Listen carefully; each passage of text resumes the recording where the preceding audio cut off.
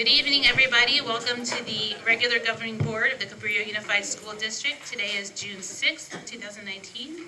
It's 7:02 p.m. So there are, we're reconvening our open session. There is, actually, I will make a brief announcement. Thank you for Rosie for including it on the agenda regarding the recording and broadcasting of meetings. As you are all familiar, the district may tape, film, stream, or broadcast any open board meeting. At the beginning of the meeting, I shall announce this, so get used to it. It's another thing I will announce in our meetings. We'll do this recording at the direction of the board, and the recording or broadcast may capture images and sounds of those attending the meeting. As practicable, the recorder or camera shall be placed in plain view of meeting participants, which I believe it is. So, okay, thank you. There is no action to report from closed session, so we'll move to item number 6, Pledge of Allegiance.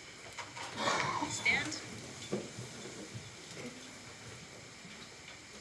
I pledge allegiance to the flag of the United States of America and to the republic for which it stands, one nation, under God, indivisible, with liberty and justice for all.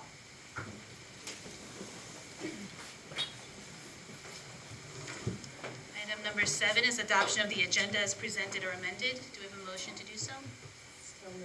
Second? All in favor, please say aye. Aye. Passes 5+1-0. Number 8, student staff community recognition. Pass it to Jane. Start out, Mr. John Nazar, I think you have some very exciting news to share with us and some marvelous students for recognition this evening. Thank you, Superintendent Euster and School Board, and thank you all. I'm glad there's a lot of people here tonight because this is really an opportunity for me to recognize a couple of our incredible part of our graduating class for the 2019 school year. It's been a great school year, and the senior class has so many outstanding students, really thoughtful, bright, and really achieving their dreams and attending some of the finest universities in the world, including many going to Cal and Davis and MIT, and so there's no limits to our students. The two I'm recognizing tonight, though, have stood out for entire 4 years. And the first one I'm going to recognize is our salutatorian. Salutatorian is the person with the second highest, not just grade point average, but there's a formula to it that has achieved so much. And he will be giving the salutatory speech at graduation a week from tonight. So our person being recognized tonight, Max, if you could come up to the front here.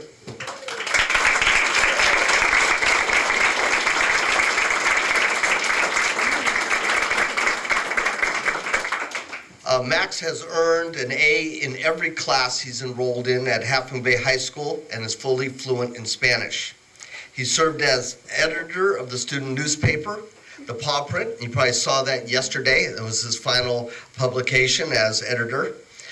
Tutor in our AVID program, wrote for the student literary publication, The Muse, and occasionally was a paid journalist for the Half Moon Bay Review. Max will be attending Northwestern University in the fall.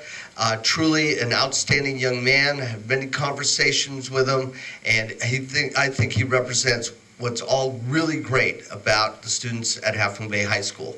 So we're giving you a certificate of recognition from the Cabrillo Unified School District for outstanding academic achievement from Half Moon Bay High School salutatorian Maxwell Pike.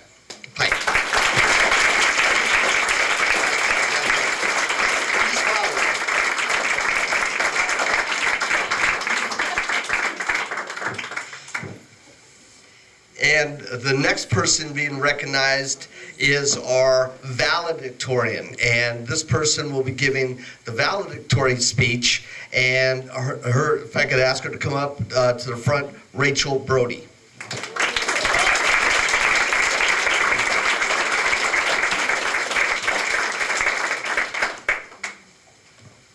Rachel also has earned an A in every class she's taken at Half Moon Bay High School, and she has taken almost every advanced placement and advanced course we have offered. She is also fully fluent in Spanish, avid tutor, earned all league honors in tennis.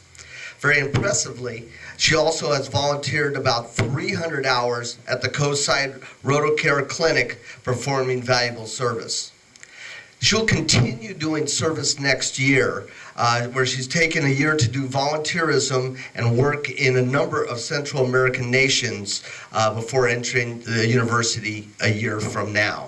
So in recognition, certificate of recognition for outstanding academic achievement from Half Moon Bay High School valedictorian, Rachel Brody.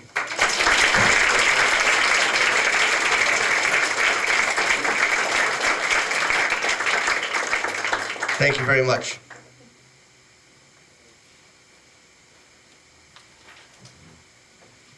Okay, now one of the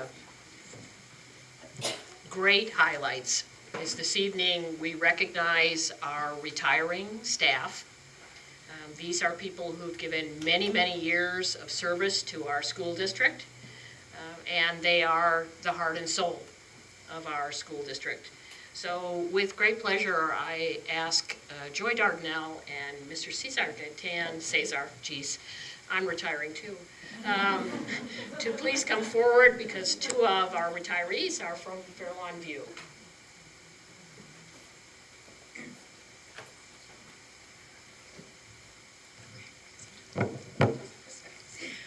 So it's my pleasure to present this certificate of recognition to Diana Perucker.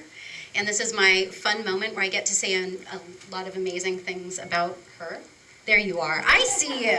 I see you. So Diana has been at Fairlawn View for many years, and come on up so you can join us in the spotlight of being on the camera here. And some of the amazing things that Diane has done, she took the multi-family age grouping program that Fairlawn View had for many years and really cultivated a strong, warm environment where students and families felt very connected with a school. A lot of the traditions that we have at Fairlawn View, and my kids still attend there, is really due to the work that Diana has put in as a coordinator, as an admin designee. But more than that, she's really an institution at Fairlawn View. From Oceans Week to Continent Days to the art shows and open houses, the Shakespeare plays. My daughter had the pleasure of being with Diana, and this year my son, who's in 3rd grade, is also partnering with Miss Diana and her other colleague, Miss Parr, to partake in all the wonderful things that are happening still with Diana. As an admin designee, I can tell you that she and I have seen many things together, and every single time I knew that Diana's heart was there for the students, for the families, and really developing a connection with everyone to do what's best. And at this time, I'm going to let Cesar Gaitan also share some words. Good evening, Board President and Board members, Superintendent Euster. It is for me an honor, a privilege, and a delight to stand here tonight to acknowledge a lifetime of service and selflessness and 28 years. Yes, 28 years of compassionate teaching. I am truly inspired. I am most humbled, and I really want to have her smile when I grow up and I retire one day. I can say that as a principal and as a teacher, it has been an amazing experience to be able to work side by side with her and be supported by her on behalf of Fairlawn View and on behalf of this community. I'd like to acknowledge a lifetime of service. Thank you.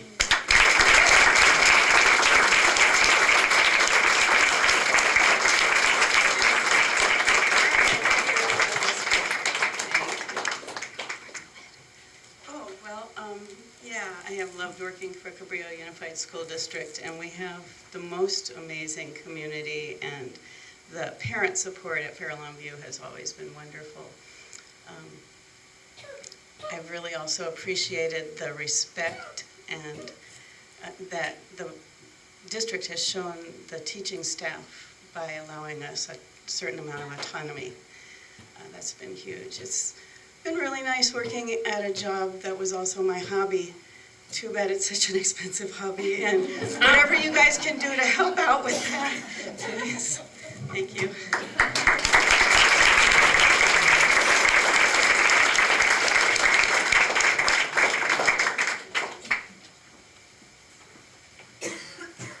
And so we also want to present this award and certificate for 25 years of service to Jeanette Bass. She spent many years at Fair Lawn View as a paraprofessional, also as an attendance clerk, and then as a health aide most recently.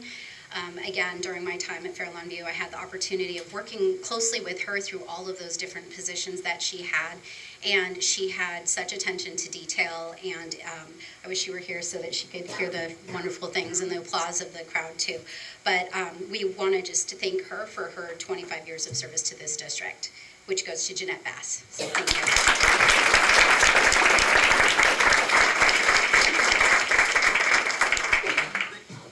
And I'm going to ask Crystal to come up and handle the next one.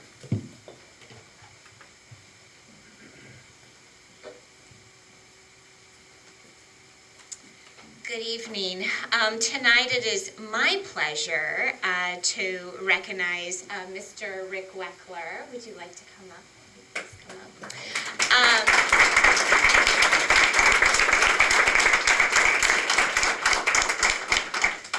Rick has been the means, the wheels, the engine behind those big yellow buses out there as our lead bus driver for 14 years? 14 years. 14 years.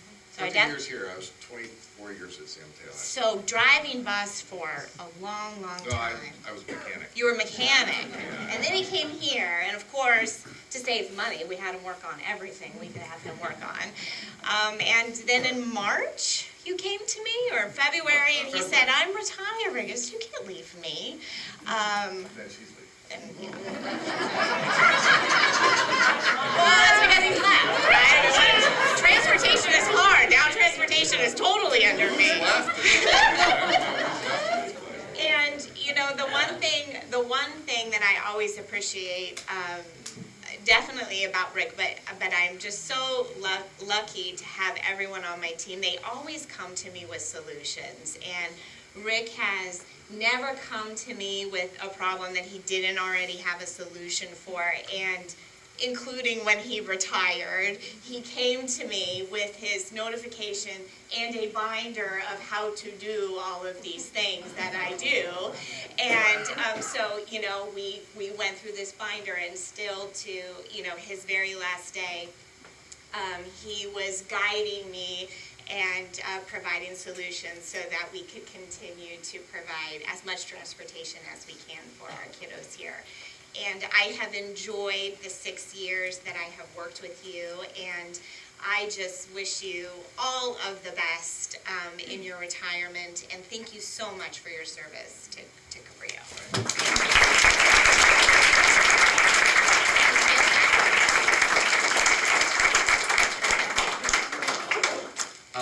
You know me, I'm a man of very few words, so thanks a lot. It was a hoot, and it's retirement is great, so I hope all you will be there very soon. And I wish you all the best.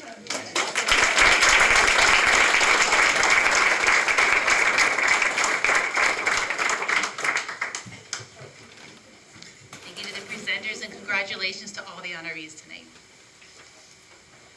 That brings us to item 9, comments from the public related to items not in this agenda. We have a few, so we'll start in the order in which they appeared on my desk, which is Shannon Murray first.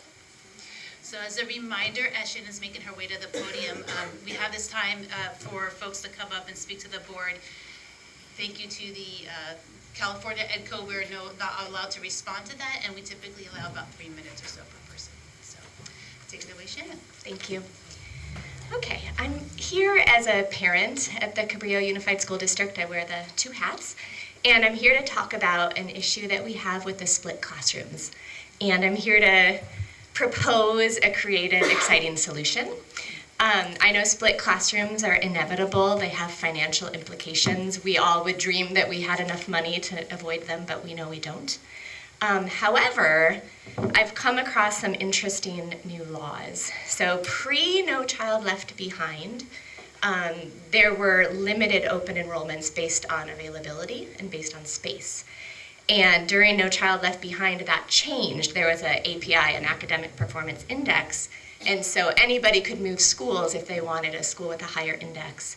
That's now changed, and so California Department of Education 2017 has a piece on district transfers, and it says that the local school boards, so that's why I'm addressing you today, have jurisdiction over a policy. Here's my request. My request is that we look at that and we take a vision as an entire school, that we look at our elementary school classrooms district-wide. And if we have open enrollment requests, we look to see how will that impact the split classrooms across the district. I think we have the potential of minimizing them in some schools. We have, for example, at Hatch, as I said, I'm here as a parent. My son had, he's a kindergartner this year, and he had 3 first graders in his classroom. So just kind of imagine that being one of the 3 first graders, being the parents walking in the first day of school. So my request is that if somebody at the district level maps out those open enrollment transfers, now that the law has changed back, that potentially we can say no or say yes, and really look at minimizing them as much as possible. We know the reality is we have a lot of them district-wide. We know the reality is that our math curriculum wasn't intended for split classrooms. We know that our new dyslexia curriculum, which I spoke about at the last meeting, would be best implemented without split classrooms. And we know that beyond all of that, the social emotional needs are big in a straight classroom. So I think the board has some power with the new law to have a big picture solution to try to minimize the splits in the future. Thank you.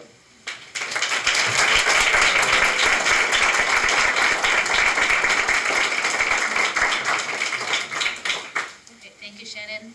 Next, Monica Hart-Nolan.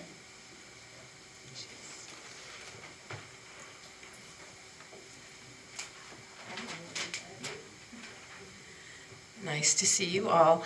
Actually, Shannon just took the words right out of my mouth. Thank you, Shannon. I wanted to say, too, that as she brought up the kindergarten that has 3 first graders in it, and I would ask you as parents, if it was your first grader, how would you feel putting he or she into an entirely kindergarten class? I hope that's not mine. And likewise, potentially if your child was a second grader and one of just a few in a mostly first grade class, and so on up the line. I had a split one year that had 4 or 5 second graders in an almost entirely first grade class. It's very difficult to meet the needs of such a small group in that kind of a split, and it's done mainly for financial reasons. So I'd like the district, I agree with Shannon. I think I was looking in one CUME file of a child who had just transferred to us from the Central Valley. And there was a letter in it that said, our enrollment is impacted and your enrollment in this particular site is contingent on overall numbers, and be prepared. You might have to move to your home site again or whatever. So, I mean, it was a contingency that was disclosed to the parent. I don't know if we do that, if we make that kind of communication. And if we don't, we should be really clear. So I just want to say here to what Shannon just shared with you. And then another thought I had when Diana was speaking. I love you, Diana. I knew her at Farallon View a long time ago. I was there at one time. I think you came in right after me, Diana. And I think it's a really beautiful thing when she says, I'm so lucky my job is my hobby. I think that's really sweet, but I'm so glad that she also pointed out it's a very expensive hobby. And I'm going to piggyback on that and say, I don't think it's a hobby. I think it's a profession. And as professionals, we have a lot of skill and dedication and drive and knowledge, and that we work really hard. So I appreciate your recognition of that. So here's to professional hobbies. Thank you.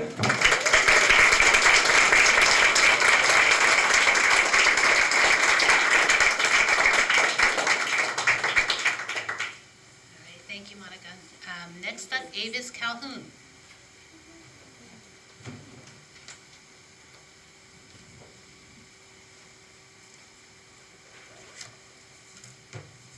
Hi there. I come to you as a teacher. I work at El Granada Elementary, and I'm a 5th grade teacher.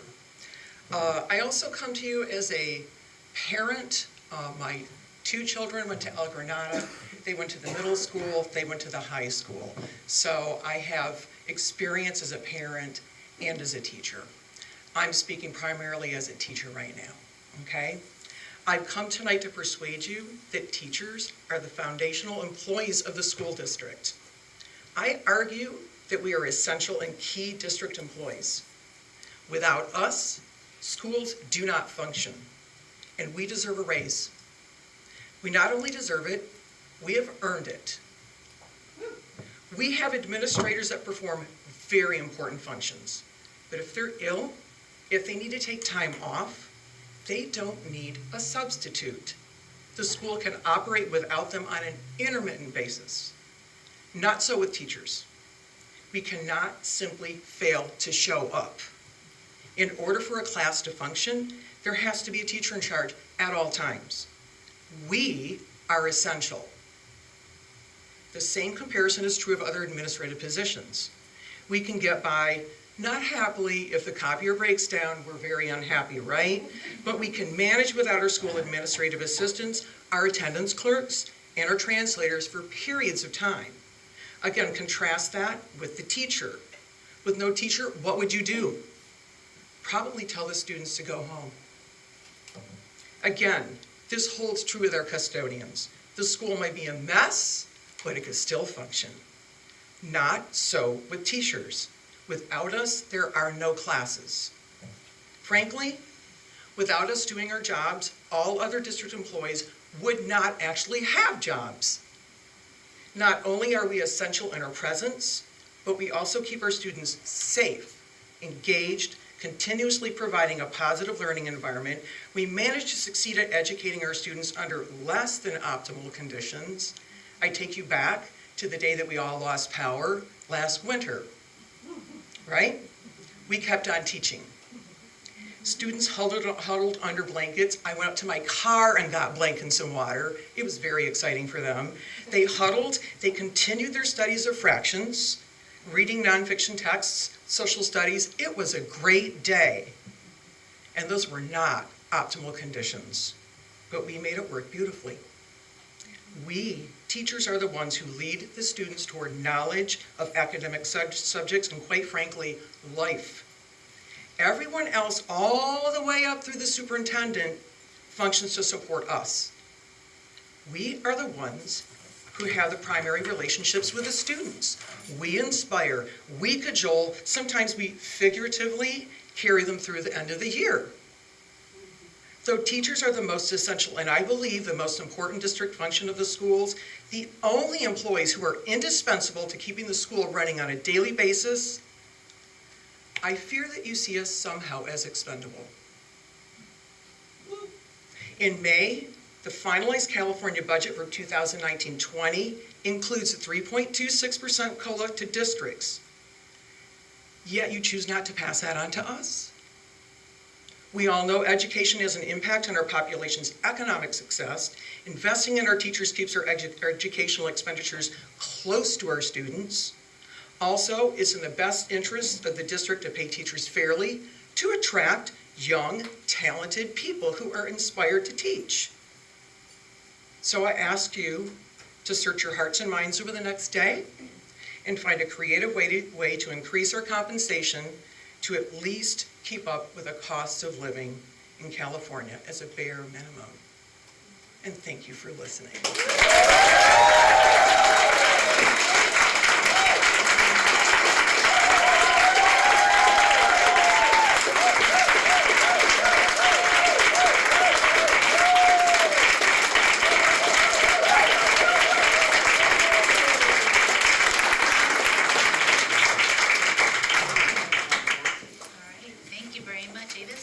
Up next, Erica Crime.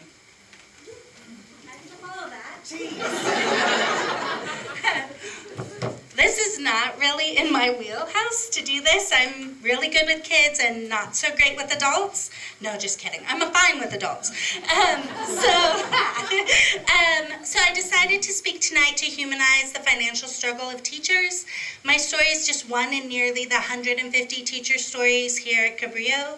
I've been in education for over 20 years, teaching preschool to 5th grade. This is my 19th year teaching elementary school. My mom was a teacher, and I was always her sidekick assistant as a kid, so really it's longer than that. I've always been passionate about helping kids and being curious about learning and helping them to have the opportunities for all of our children to flourish. And I put myself through undergrad at UC Davis, through a teaching credential, through a master's degree in education. I'm totally a self-proclaimed dork for learning. I go to conferences whenever possible, often at my own expense and time, and to get the newest strategies to help the children have a diverse viewpoints, representation, things that I think really matter. 7 years ago when I moved here, I had 12 years of teaching experience. Cabrillo gave me 6 years credit, effectively a $10,000 a year pay cut. Recently, you all increased the years of service acknowledged to 11 years, but this doesn't retroactively affect me or anybody else in my situation. After 7 years here, I'm on step 13, just one more than I arrived at. I'm a single professional trying to make it on the coast. This summer will be my 4th year teaching summer school, just trying to make a little bit extra. I currently rent a small studio above an old man's garage. To have multiple degrees and be 20 years in a career that I'm not in any financial place in the future to even buy a small apartment is really frustrating. More than that, I can't build up my savings. Susie Ormond would be horrified. I'm living almost paycheck to paycheck. If my current housing became unavailable, I'd have to leave the area because I can't afford rent as a single person. Thankfully, my extra years of college came in handy when the new salary schedule came out, and I moved over to the far column because I had lots of units. I'm the only person I know that this happened to, though. Most of my colleagues are feverishly working to accrue hours and units at their own cost and time to just maintain or get back to where they were. This is really disheartening. Randomly, my first year here was really odd in the district. I changed positions mid-year. I moved classrooms or an office 3 times. I got injured in a kickball game. I got caught in Hurricane Sandy during my teacher's college trip. My friends and family back home are like, why are you staying? These are signs, come back. But I love the coast side. I love the families. I love the kids. I love the small town community feel. I love feeling connected everywhere I go. I know teachers at all of the sites in our district. You all have some pretty kick-ass educators working for you. I'm asking you all to consider a COLA raise to help all of the staff here with stories as odd and varied and uniquely specific as mine. Let us stay here and continue to put everything that we have into the children of the coast side.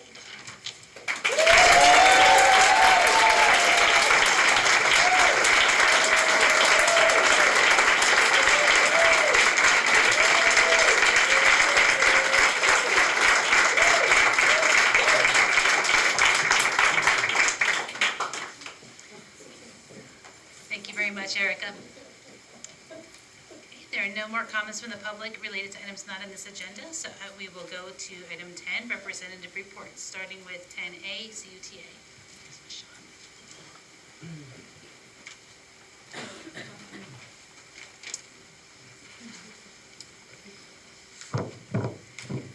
Good evening, board members, Superintendent Jane Juster, and all of those in attendance. I'm Ramon Macias, and this is Heidi Mills. We're the incoming presidents for the 2019-2020 school year. I would like to start by thanking Sean Riordan for his dedicated 4 years of service as our CUTA president.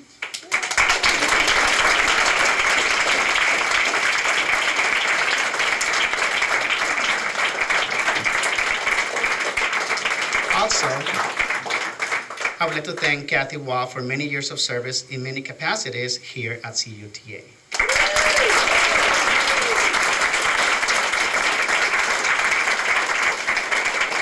Thank you, Sean and Kathy, for your great leadership, vast knowledge, and strong dedication to our school communities and union. We're here joined by our fellow educators to urge the board to provide us with a fair and educated rates that considers the rising cost of living which our members currently encounter. Hi there. So as incoming co-presidents, we are taking this role very seriously. You see, we have a lot of passionate teachers here, highly qualified, and we're very concerned that the district has not made a good faith offer to its teachers union. In fact, we find it quite insulting.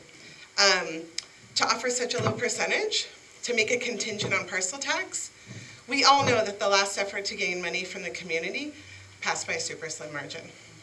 The community is losing its patience. The funding of the school district is not the teacher's responsibility. In my opinion, that's a conflict of interest, and it feels not only disrespectful, but also unprofessional. Meanwhile, administrators and district staff are continued to be hired and replaced at higher salary rates. This does not tell us that the district does not have money, but that it does not prioritize teachers and its students. Students are our clients. They are our customers, and teachers are the ones that make the difference in these children's lives every single day. They know that no matter what is happening in their lives, they will be taught, they will be supported, they will be loved, they will be assisted to their best self through their academic career, TK through 12, up to 14 years with us. And you see that at graduation, how many people are standing? We're long-term here. Without teachers, your customers and your clients are gone. Teachers can no longer take a back seat in the district's priorities. We work long hours. We work sick, we work stressed out, yet we give our best to our students, often at the detriment to our own health and our own families. Our students do come first. Why can't teachers come first for the district's financial priorities? You were voted in by this community. We are standing here as voters, community members, and union members. Please make teachers a priority, and at the very minimum, pass the state's COLA on directly to us. Thank you.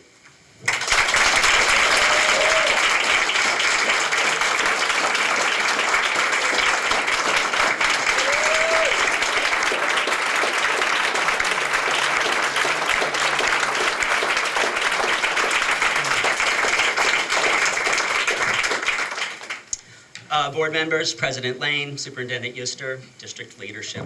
My name's Sean Riordan. I'm an outgoing Cabrillo Unified Teachers Association president. I'm looking forward to passing on this position at the podium to my colleagues, but over the past 4 years, I've come to understand how important these meetings are. So you're not done with me yet. I'll be sticking around. As you know, we're in the middle of negotiations, and to avoid public bargaining, I'll speak in generalities and fuzzy edges and a little blurry focus, but I think the message will be clear. 75th anniversary of D-Day today, and that was a place but no one got left behind. But the teachers right now are being economically left behind. $50,000 starting salary. That is why the site rep from the high school is not here tonight. He's at his second job. Not a summer job, a second job. And there are many teachers who work a second job. He taught on his feet all day. I could hear him from my classroom. He's nonstop. And he's working right now. $50,000 does not cut it. Now, I'm going to ask my colleagues to stand up for a second. I ask you to look behind me at the teachers who are able to make it here tonight, the ones who don't have a second job on Thursdays. And I want you to know that these are the teachers who will unconditionally be here in early August, prepared and ready to start teaching. These are the teachers who will unconditionally lead students in drills and in real emergency situations. Unconditionally, these teachers serve every child every day. And that is why you cannot make changes to the salary schedule that are conditional. It is insulting. Put a 10% reserve on top of that, and you are going to get no help from these people behind me with that approach. A 3% reserve is what we need. And every time CUTA has stepped up when there's a financial emergency, but a 10% reserve is not the financial emergency that you're going to get help from us for. The negotiating team, we're ready to play ball, but you have to throw us something we can swing at. The last pitch was not a strike, it wasn't a ball, it was foul. Thank you for your attention.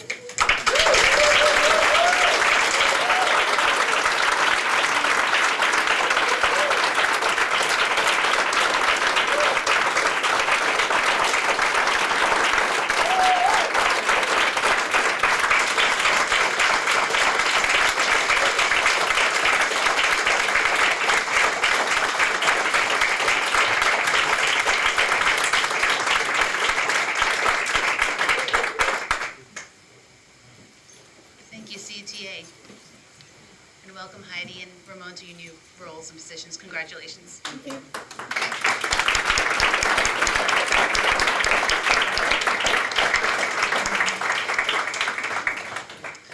right, next up, CSCA representatives. Saw some hands waving back there. It looks like we don't have CSCA here tonight. So we'll move on to item 11. Reports, information, and presentations. So starting with 11A, report regarding proposed 2019 to 2020 local control accountability plan. Riordan. Yeah, stay. This is pretty important. I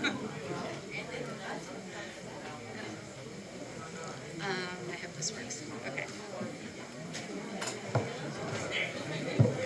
I'll just take a moment here.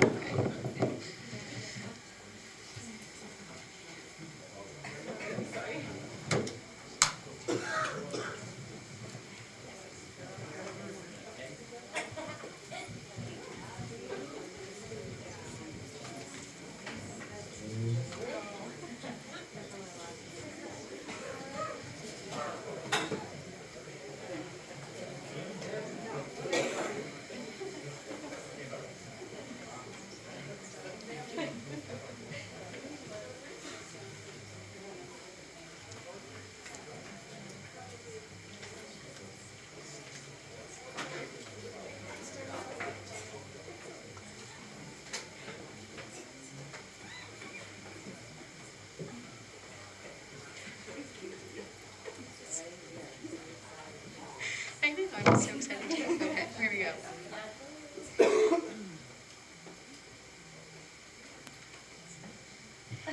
Thank you.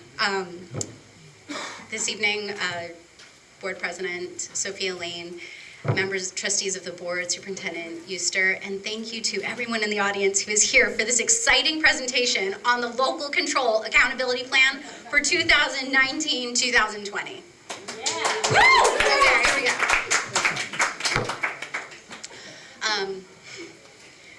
And now, as I do this, I actually could have checked technology during that intermission. Try to use that. Okay, so let's do it this way. Oh. Let's try this. So, the Local Control Accountability Plan is our district strategic education plan, and while it accomplishes many of the goals for accountability, it also takes care of some of our legal requirements. Part of it is our Local Control Accountability Plan, how we're spending our funds, as well as some of the requirements for the Every Student Succeeds Act, which sometimes people refer to as ESSA. That's where you'll see our Local Control Accountability Plan federal addendum, which will be presented a little bit later. We also have our federal title funds. That's Title I, Title II, and Title III. And earlier this year, I presented to you on the Low Performing Students Block Grant. And at that time, I had mentioned that we will be including aspects of the Low Performing Students Block Grant within our LCAP to complete the requirements for that grant. We also have the Performance Indicator Review, the PIR, that addresses some of our, some aspects of special education and how we're serving our students with disabilities. And then in our last presentation too, we also had an update on our dyslexia law, which was AB 1369, and we've included some of those aspects in our LCAP as well this year. So this plan, while it is the local control accountability plan, also addresses several legal requirements and woven it together into one document. The purpose of the LCAP itself is to be a strategic education plan for our district to address the needs and to support the success of all students. In particular, though, our English learners, our socioeconomically disadvantaged students, and our foster youth. Our LCAP is divided up into 4 goals. Goal 1 is literacy and English learner reclassification. Goal 2 is college and career readiness. Goal 3, parent engagement. And Goal 4, safety and school climate. These district goals are also seen in our school site plans for student achievement, which were presented earlier this year in December and January. The process of developing our LCAP was that every year our plans are approved in June, so the current plan we have was approved last June 2018. We spend the year implementing our actions and services, also analyzing our data. We provide annual updates to the board. This year we presented on goals 3 and 4 in our December meeting, and goals 1 and 2, I believe it was our February meeting. We also had additional requests for information, so we did additional presentations to give you more information, specifically on literacy and reclassification, and then another presentation on college and career readiness. We hold stakeholder engagement meetings in addition to looking at our goals, actions, and services. Those stakeholder engagement meetings focus on 4 major questions. We try to make it as simple as possible.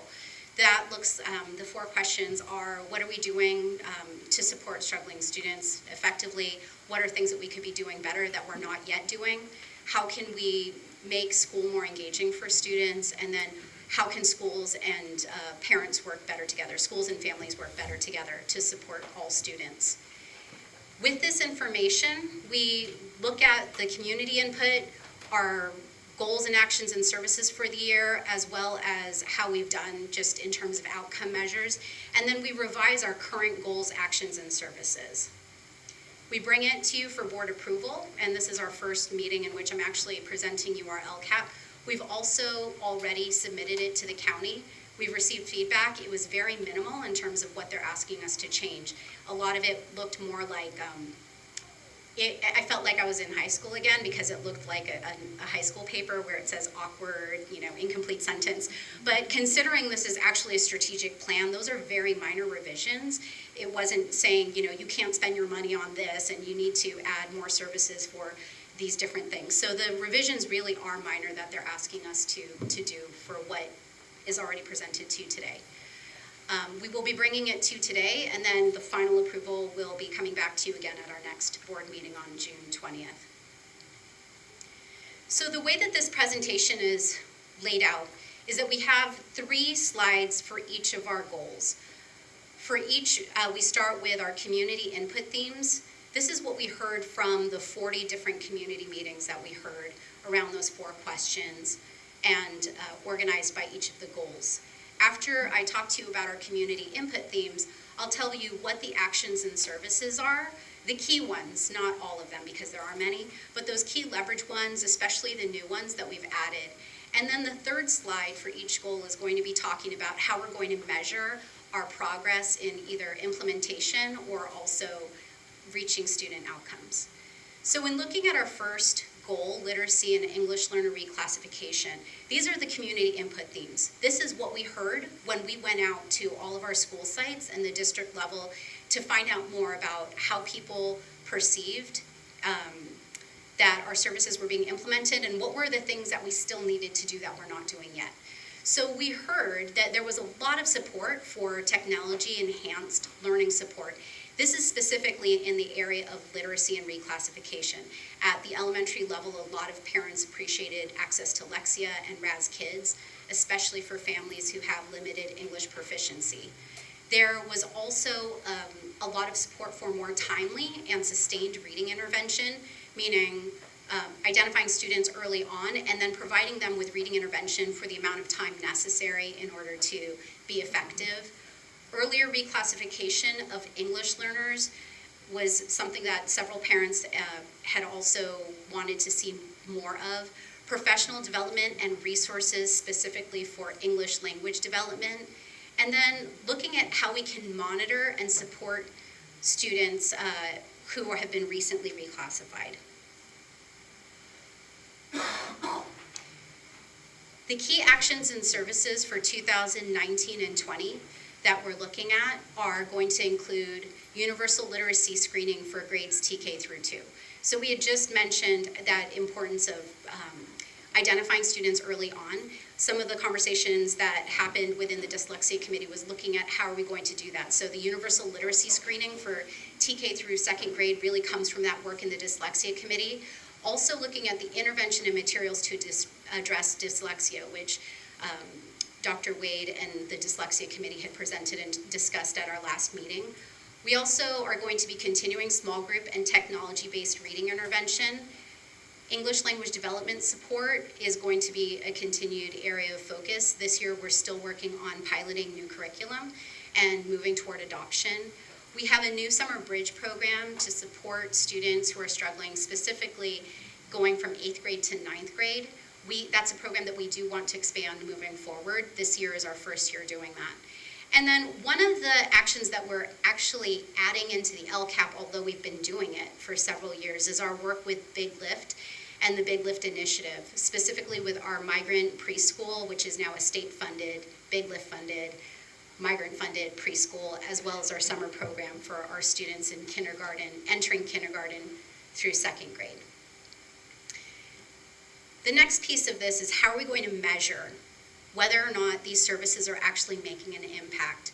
Now, this is really challenging because at the classroom level, at the site level, we can look at a specific student and we can see the light go off for a student. We can see that one student has earned this specific amount of credit so that they can graduate, and then we see that student graduating. For example, the Pilarcitos graduation, which is going to be next week, or the high school graduation.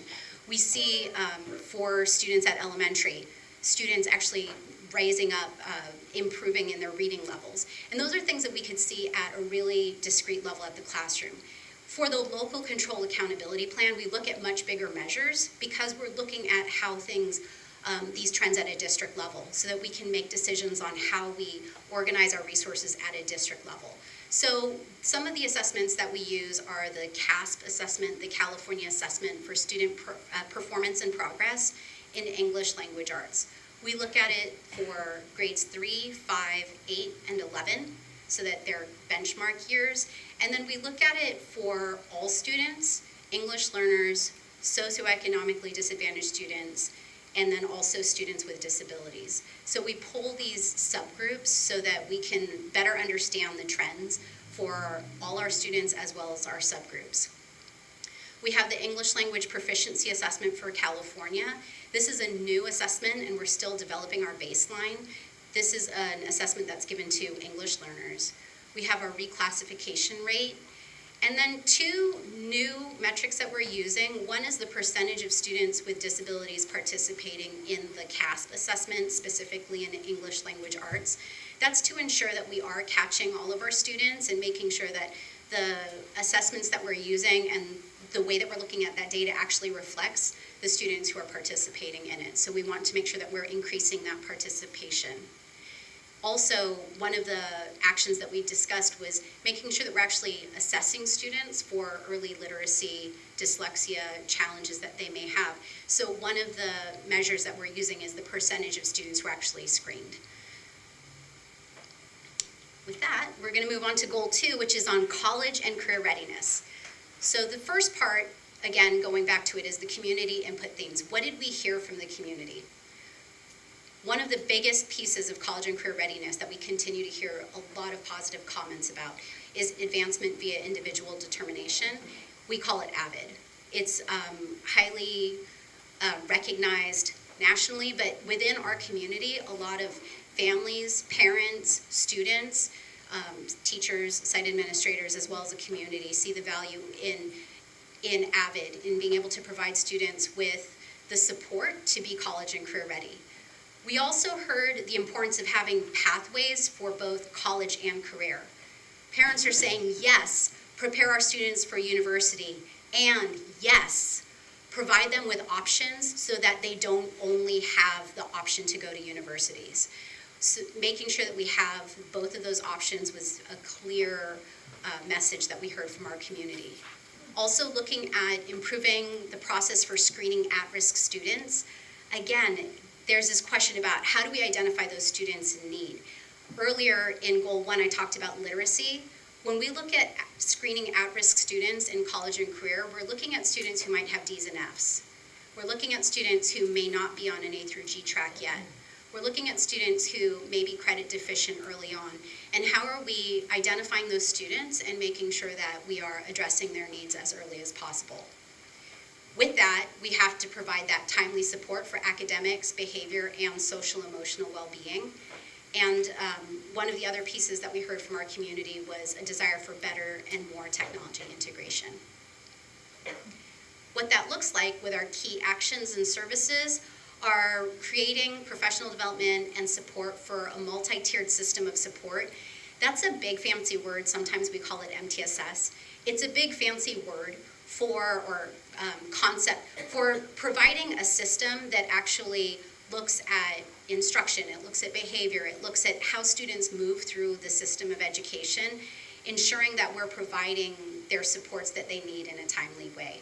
It could include social emotional learning, cultural proficiency, and literacy. We also want to look at the expansion of our AVID programs at middle school, at the intermediate school, and the high school, continuing our college and career pathways so that students have choices, and then increasing our inclusive programs for students with disabilities. Those will be measured by looking again at our CASP assessment instead of literacy. The College and Career Readiness Assessment focuses more on math. Our A through G completion rate, meaning the preparedness for students to be able to apply to universities, whether they choose to or not, we want to make sure that they have the ability if that's what their choice is. And then their participation or the participation rate for the AVID programs. We also want to, similar to English language arts, look at the percent of students with disabilities participating in the CASP assessment to make sure that we are being inclusive with that. And then also looking at the percentage of students with disabilities in non-public school settings. This is a new metric related to the PIR, which I had mentioned for special education, the Performance Indicator Review. We want to ensure that we are actually being more inclusive in our schools, and that's one of the measures that we're being asked to look at. For Goal 3 on parent engagement, what we heard from the community was a lot of support and appreciation for the outreach and services that are provided for Spanish-speaking families. We heard a lot of appreciation for family engagement opportunities from elementary as well as secondary schools. We heard that there was appreciation for improved use of technology as a tool for communication and also a desire for improved use of technology as a tool for communication. We also heard a desire for more frequent communication about student-specific progress. This is something a little bit different. It's a growing theme that we've heard the past 2 years from families. At first, a lot of the desire for communication was, I just need to know when school events are. Is my kid on a field trip tomorrow? Is it Crazy Hair Day? I didn't know it was Crazy Hair Day. I was caught in that last Friday, and I gave, but I'll stop. Anyway, but in terms of more frequent communication, parents are also asking for specific progress information about their students, not just in general, not just about events, but about their students.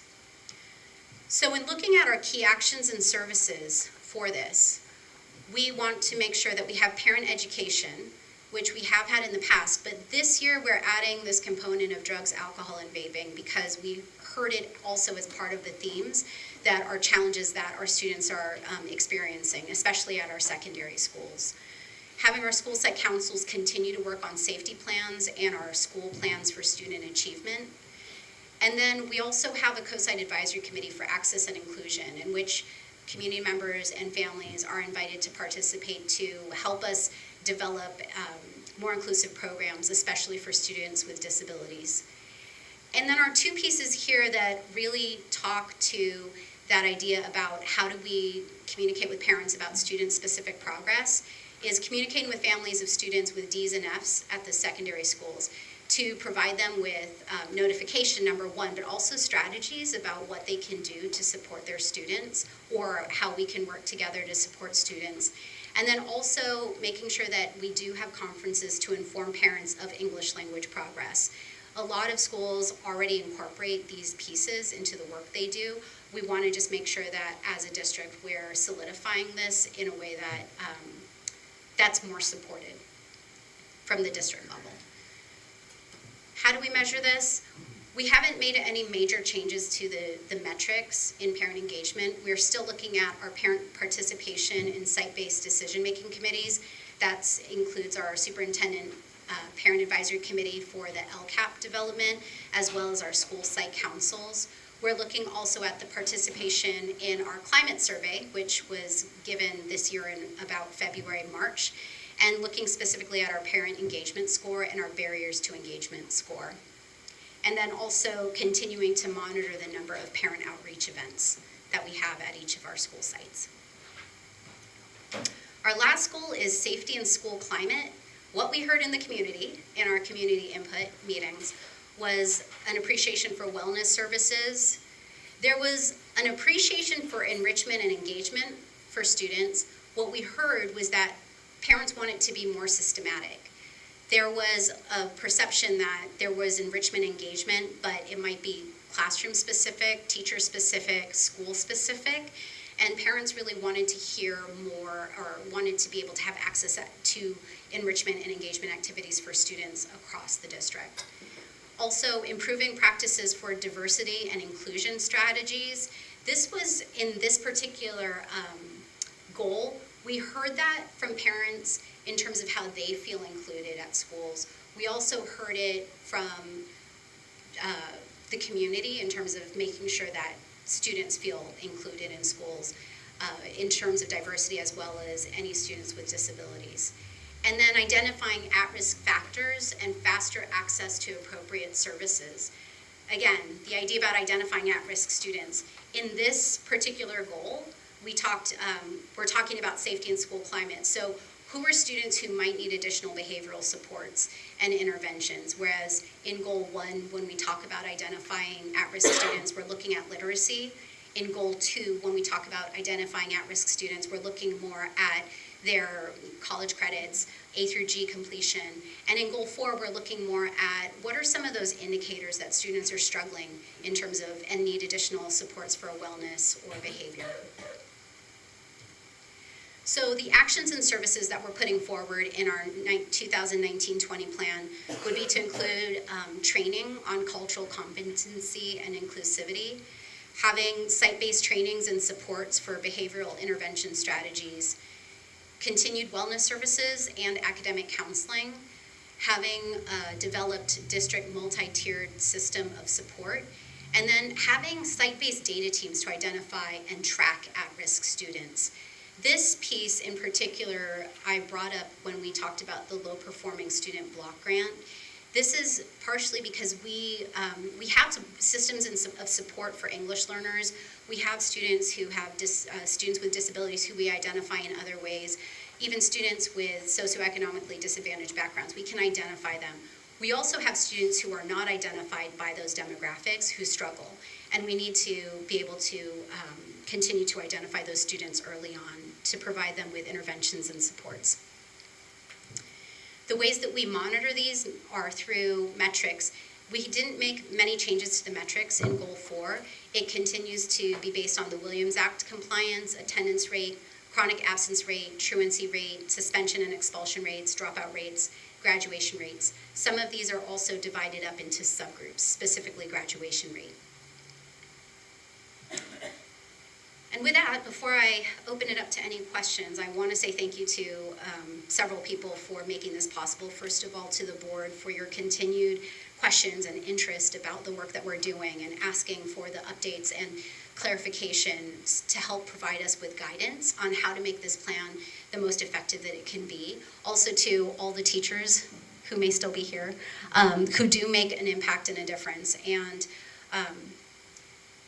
having been a teacher here in the district, a CUTA teacher who actually worked alongside many of the speakers today, I know that, and being a parent in this district, teachers make a huge difference in the work that we do, and every single one of these is about that touch point between the schools and children, and teachers are an essential part of that, the connecting point of where the rubber meets the road. So thank you to the teachers. Thank you also to the classified staff who make it possible, because we have noon duty supervisors who are out there, the way that we provide the supports at the office level for students who are coming in with different types of challenges, and then also to the site administrators who help with all of those things.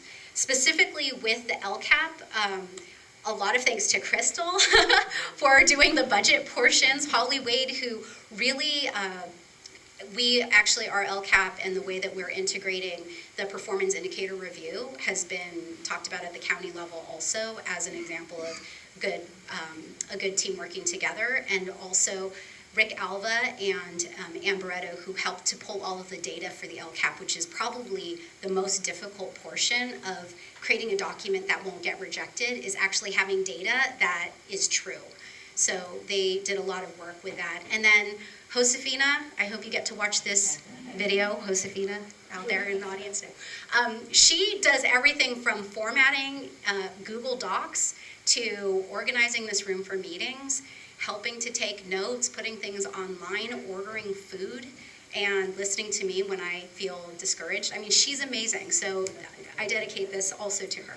So with that, I am opening it up to any questions. Thank you, Joy. Any questions from the group?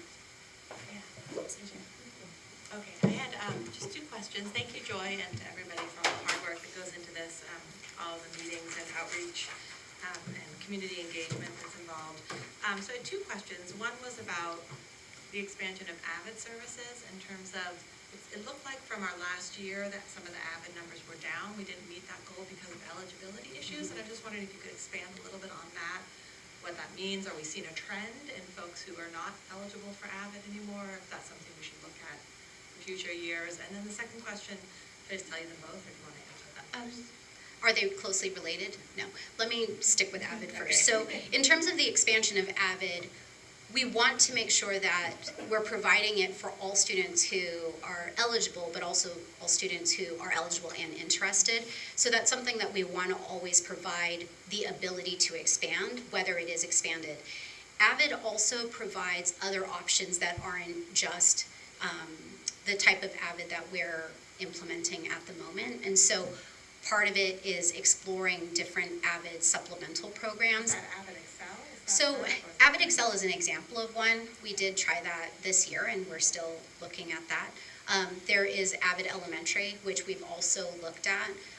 And there's other types of AVID programs that, supplemental programs to what we're already doing, that we want to explore. That doesn't mean we're going to implement it, but we want to assess whether or not we can continue to utilize this really strong research-based programming in other ways. So what about the eligibility?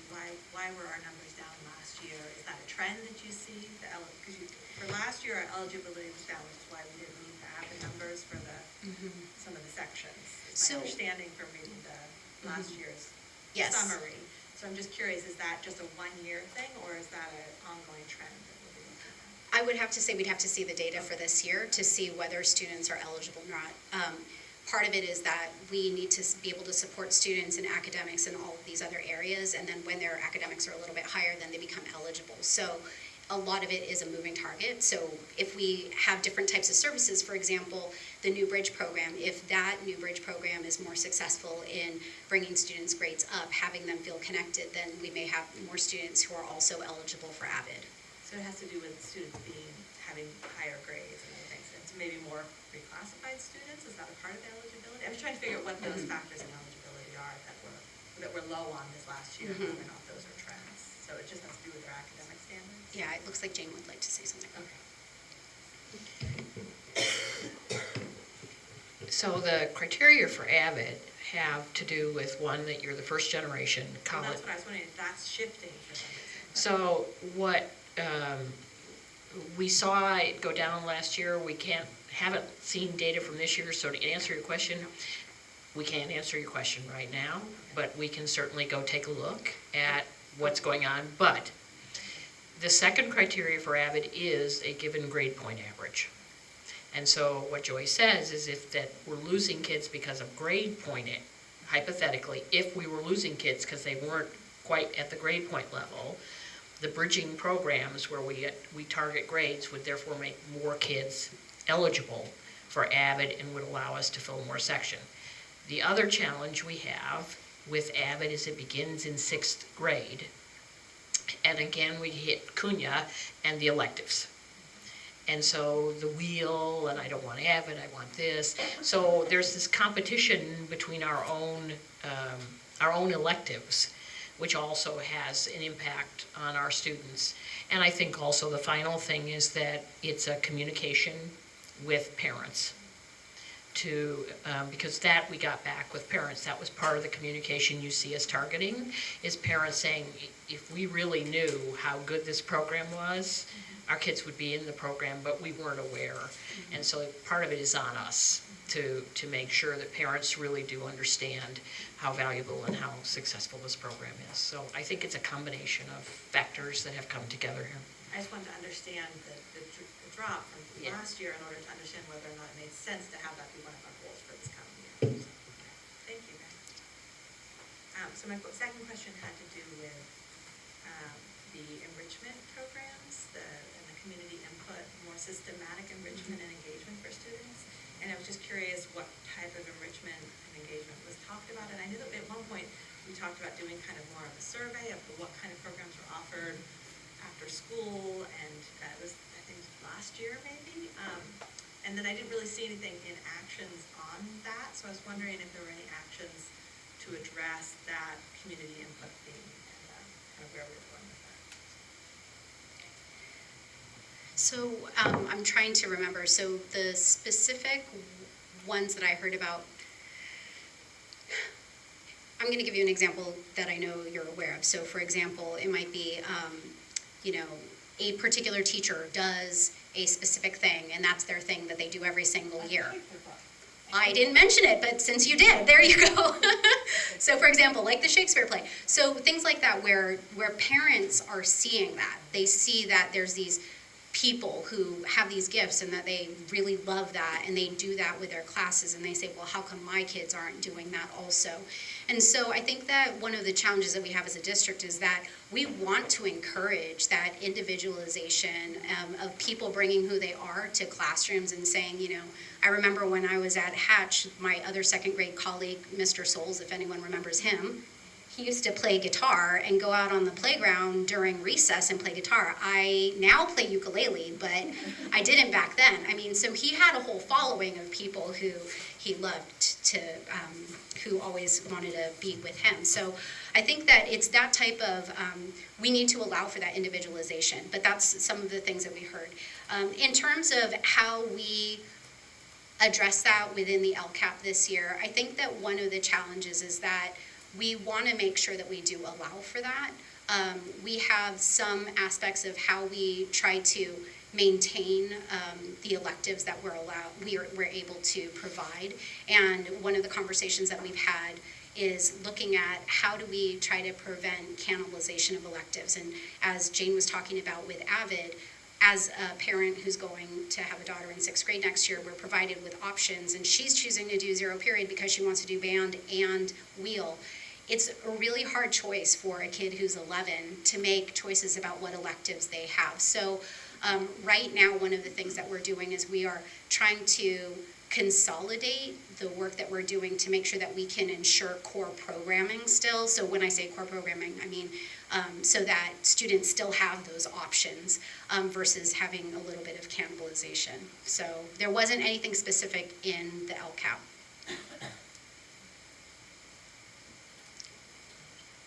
Thank you, Freya, for generally asking both of my questions. But just a little more detail.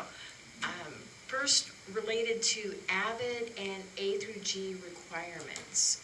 I understand AVID does have a grade point threshold. Are all of the AVID students making their A through G requirements? I would have to check that data. I would say that the goal of all AVID students is, A through G requirements are actually taught as part of the AVID course. So part of the goal for them is to actually make sure that they're navigating through to accomplish all their A through G. The AVID students have a higher percentage of A through G completion than students who are not AVID students. But do they, so I think that would actually be the best answer. Again, I kind of looked at the potential conflict with visual and performing arts pieces there. And wonder also, is AVID in all school districts in California during the school day? I have not heard of school districts that are having AVID courses outside of the school day because it is a course. Okay, just wanted to ask. Regarding the enrichment and engagement, I'm wondering how we might, we talked a couple of board meetings ago about a board-led visual and performing arts committee. And yes, I volunteered to chair that, and haven't had the bandwidth to actually, and it's the end of the year, so we haven't gotten the representatives from all the sites together. But I'm wondering if we're a little more intentional with district support, if exploring what our options are for sustainable visual and performing arts. I really appreciate what you said about each teacher bringing their own strength to the classroom, so one can teach record or one can have guitar, others do Shakespeare plays. I know it's a really rich environment in our schools, but I also believe that research that, what was it, USC, they compared 3 different groups over an extended period of time to see which ones had improved literacy and language acquisition. It was music, it was soccer, and no intervention at all. And it was the one with that music base, meaning it's a whole child engagement, that I think philosophically, if we start to think about those underpinnings and be intentional with it, no, we can't spend money we don't have. But we do need to be aware of it. And I know, and I really appreciate all of the things that are being measured here. And this is an enormous job. And it's with absolute professionalism and rigor in getting these kids to be reading and writing and speaking English. At the same time, I wonder at what point it becomes a Williams Act, because if parents can pay for it by the yard, they can do visual and performing arts outside of school. And it's our most, our children with the most need that potentially might not need these interventions if we can figure out what that secret sauce is. So I just want to keep those conversations open. And if you can think of a way to capture even a committee study and do that consistent knowledge capture, then we're intentional in making sure we're reaching all of our kids. Thank you. Thanks.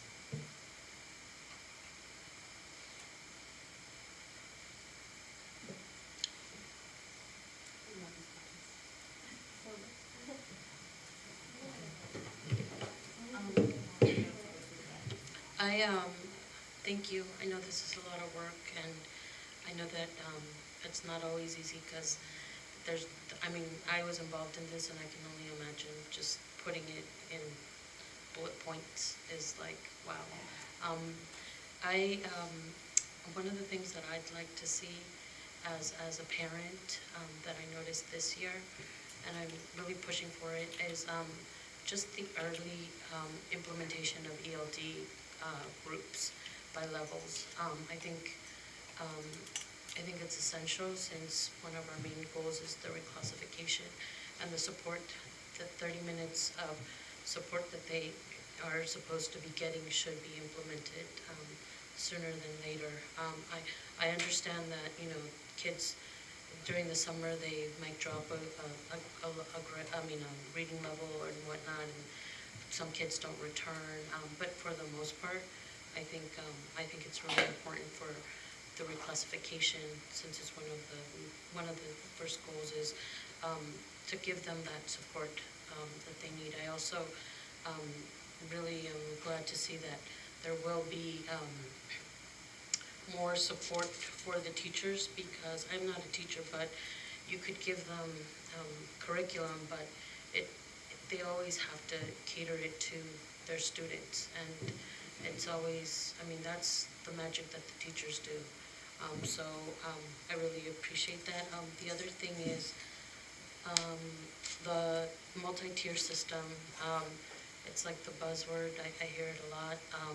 And I know that there will be a conference going on in Long Beach, and I'm not sure who's attending it and how the attendees were picked, but I'd like to see not only, I'd like to see more like line staff, like teachers and just people who really, I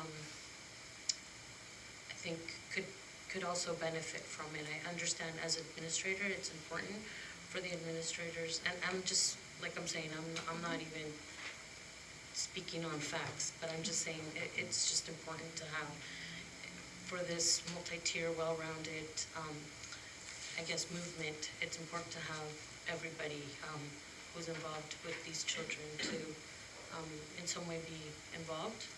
And I think that's it. So thank you about your comments about earlier implementation of ELD, also the support for teachers, specifically in English language development, and then also in terms of your question about the MTSS conference. Currently, we have 5 teachers who are participating, 5 site administrators who are participating, and 3 district level people. So I think that as much as what we want to do in this multi-tiered system is to make sure that the impact happens for students. But in order to do that, we need to make sure that we have each of those levels represented, because teachers can only do so much if we aren't helping to provide that funding support structure at a district level as well as the site level. So we are working very hard to make that work as intentional as possible so that we can make concrete suggestions. I have one last thing. Yes. As a parent and as also a parent of an English language learner, I really did appreciate the communication from the schools for like the CASP testing. I'd like to see if like an implementation of that for the LCAP, since I can't remember the last time I was officially kind of like, I'm sure I was told, but schedule, parents forget. I didn't realize the CASP was coming until we got a really nice message from the school letting us know, giving us tips of how to support our kids and help them, with that whole week of testing. I think it's important to kind of maybe do something in that line towards the LCAP and the reclassification. Thank you. I just want to make a comment, and my main comment is thank you, and just a huge, huge appreciation for, again, what you made look so easy in a 20-minute or so presentation and so simple, but clearly there is so much behind the scenes on this, just not only in terms of data and gathering the input and thinking about the input, relative to the realities of what we can do in the short term of looking at next year. And I can definitely say, since I've learned a lot over the years, I'm surprised I didn't have many questions this time, which is rare for me, as you know. So part of it's, I feel like I'm learning, but part of it, I feel like there's definitely like a huge, the robustness of this plan is like progressing by leaps and bounds every time you do it. So I just want to commend you for like the rigor and the robustness of the process and the quality of the work that's coming out of this. And the one thing I definitely noticed this year, which was notably different, was all the input probably came from Holly in terms of the diversity and inclusion, and making sure that with each goal that we have that lens attached to it as well, that it's not just for the typical students, but whatever the different learning needs are or other perspectives that our kids are coming in from, that we can achieve that for them as well. So I just want to give you a big thanks for the great work. Thank you. Any other final questions or comments? Thank you, Joy. Thank you. All right, item 11B, report regarding proposed 2019-20 federal addendum for the local control accountability plan. I guess that's technically you as well. I decided to sit down for this Yeah. one. It's very brief. So this year, we have an additional piece to the LCAP, which is the federal addendum. It is how we are addressing Title I, II, and III. And so it's not included as part of the LCAP, but they're asking us to do it as a federal addendum. What are the parts of the LCAP? Aside from the LCAP, how are you addressing this? This is where we're folding in, as a summary, the work that's happening at the site plans with school plans for student achievement. And it's going through the same process, which is to present it to you and then to have it be approved. But it is a supplementary document that's really summarizing the school site plans, which we did a much longer presentation on. Any questions or comments for Joy about this piece? Great. Well, thank you. All right, item 11C, report regarding proposed 2019 to 20 district budget. Crystal.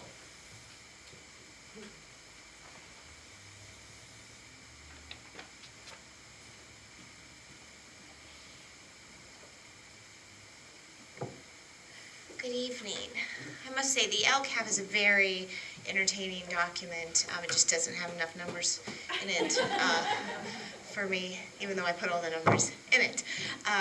Okay, so tonight I'm presenting the next fiscal year, which is right around the corner, 2019-2020. This is the budget report presentation. So again, this is a very familiar slide. I definitely want to ingrain how we report on our financials with our board and with the public. So currently we are working on adopting the 19-20 budget, and at the same time we are working on the estimated actuals from the current year of 18-19. We roll into kind of a singleton in September just to focus on the unaudited actuals of the prior year. And then in December, we are conducting our audit from the prior year as well as first interim of the current year. We roll into, again, a singleton period for second interim, and then we gear it up again starting in May and June with the next fiscal budget as well as the estimated actuals. So again, I wanted to bring back this slide to you because it is going to be something that this district will be facing, most likely coming in December. So in 1819, in the 1819 Budget Act, AB 1840 was passed. 1840 allows the Fiscal Crisis Management Team, Assistance Team, also known as FCMAT, who is funded by the state to meet up and provide assistance to districts that have the following noted bullet points, which is a disapproved budget, a negative interim report certification, 3 consecutive qualified interim report certifications, or if the county were to change our certification. So if we were to certify maybe positive when we should have certified qualified, they would immediately probably put us on for a visit. I bring this to you because we have currently had 2 consecutive qualified interims. First interim of 1920, which will be presented to you in December. If nothing were to change between now and December, would be our 3rd qualified budget, or 3rd qualified interim. So FCMAT has already been in contact with the district and with the county to make sure that we are starting the process to look at identifiers where we can reduce budgets and so forth, and just making sure that we're trying to be as proactive as possible. So when we look at the planning factors that go into the budget, so we are doing a budget for 1920, but we are also reporting on a multi-year projection. So the law requires us to report on current year and then the 2 fiscal out years. So the COLA for 1920, as presented in the last May revise from California, is scheduled to be about 3.26%. That 3.26% equates to about $600,000 more than what we had received the previous year. The Assembly is trying to make that 3.88%, so we might actually get a slight increase. If we do, that equates to about $170,000. So as you can see, that COLA of 3.6 equates to $600,000. Is really difficult for us because as it is the only way that we have increased funding, that increased funding is still not enough to cover the mandated expenses that we have. The additional STRS for 1920 is about $125,000. The health and welfare is estimated about $115,000. The PERS, that's the classified pension, is about an additional $80,000. And then step and column, which we budget at actually very conservative, is only about 2%, which equates for about $400,000. So when you add all that up together, you're at over $700,000 when our COLA is only $600,000. So again, that is what's setting up the district. These are unfunded mandates, things that have to happen. And when these things are upon districts that have to happen, and our COLA is only 3.26, which is less than what is needed to meet these mandates, we again deficit spend. And these are just these little bit of mandates. These aren't book adoptions, these aren't any type of additional services or interventions for our kids, no new programs, no implementation of some of that additional goals that we have and actions in the LCAP. So again, we're going to talk a little bit later in the presentation about the advocacy level, but it's just really important to know what that 3.26 actually pays for or doesn't pay for. Sorry, what were they last year? So they've gone up about, I don't have that right here, it was like 16, yes, they have gone up, yeah. So in addition, between last year and this year, were those numbers I gave you, it's an additional $125,000 and an additional $80,000. The state is currently talking about increasing some pension relief on the STRS side, so it was supposed to be about $1,810 for 1920. They've reduced it to $1,710. Thank you very much. It was like $136,000 for us. And then they're trying to possibly bump that down to save us another just under 0.5%. So we'll take it, but it would be every little bit is going to help us as we get further into this presentation. The lottery, unrestricted, goes to help pay for salaries, and then the restricted Prop 20 lottery of that $45 is what's used for textbook adoptions. I think it's really important to note that your average textbook adoption's about $300,000, and that $45 based on ADA, we get about $156,000 a year for textbooks. There is an error on this. We do not have any one-time funding for 1920, so that actually should be a 0. That's been a trend in the past, the one-time discretionary funding. It does not seem to be an ongoing trend that will be moving forward. And it was 344. Mm-hmm. So how much was that? 345. I think it was like $400,000. Right, so we're getting $400,000 less from the state this year. So even if you look at the COLA at $600,000, we're getting $400,000 less than one-time funding as well. Correct.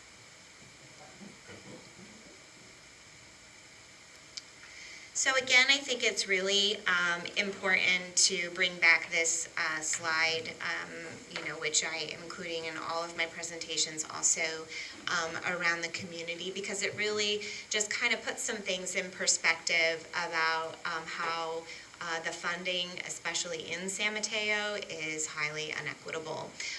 So here we are at an average spending of about just under $11,000 per student, where our neighboring districts, when you compare us to Woodside, which obviously is extremely high at $25,000 in spending, we have districts that actually spend lower than us. And so it really, I think, you have the winners and you have the losers on this sheet.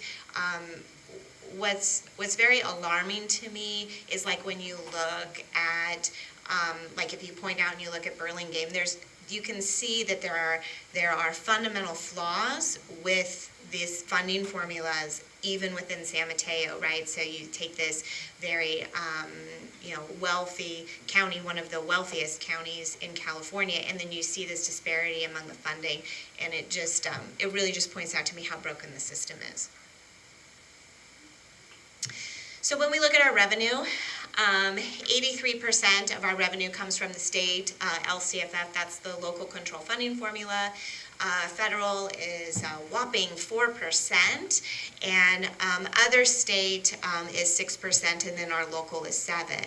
So that local is our parcel tax, that's our PTOs, our foundations, our boosters. So you can see without their generosity, we would definitely be in even a larger world of hurt. The fact that our local dollars are more than what our federal dollars are is very alarming, considering our federal dollars are our title funds and then also our funds that help fund our special ed program.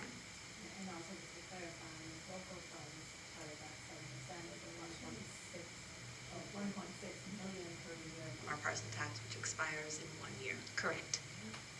So what I thought was interesting, and I should have, when I was reviewing this, I should have done a side by side. So when we go and we look at the expenditures, we have 83% is salaries and benefits, and then we have books and supplies at 3%, and then services at 14%.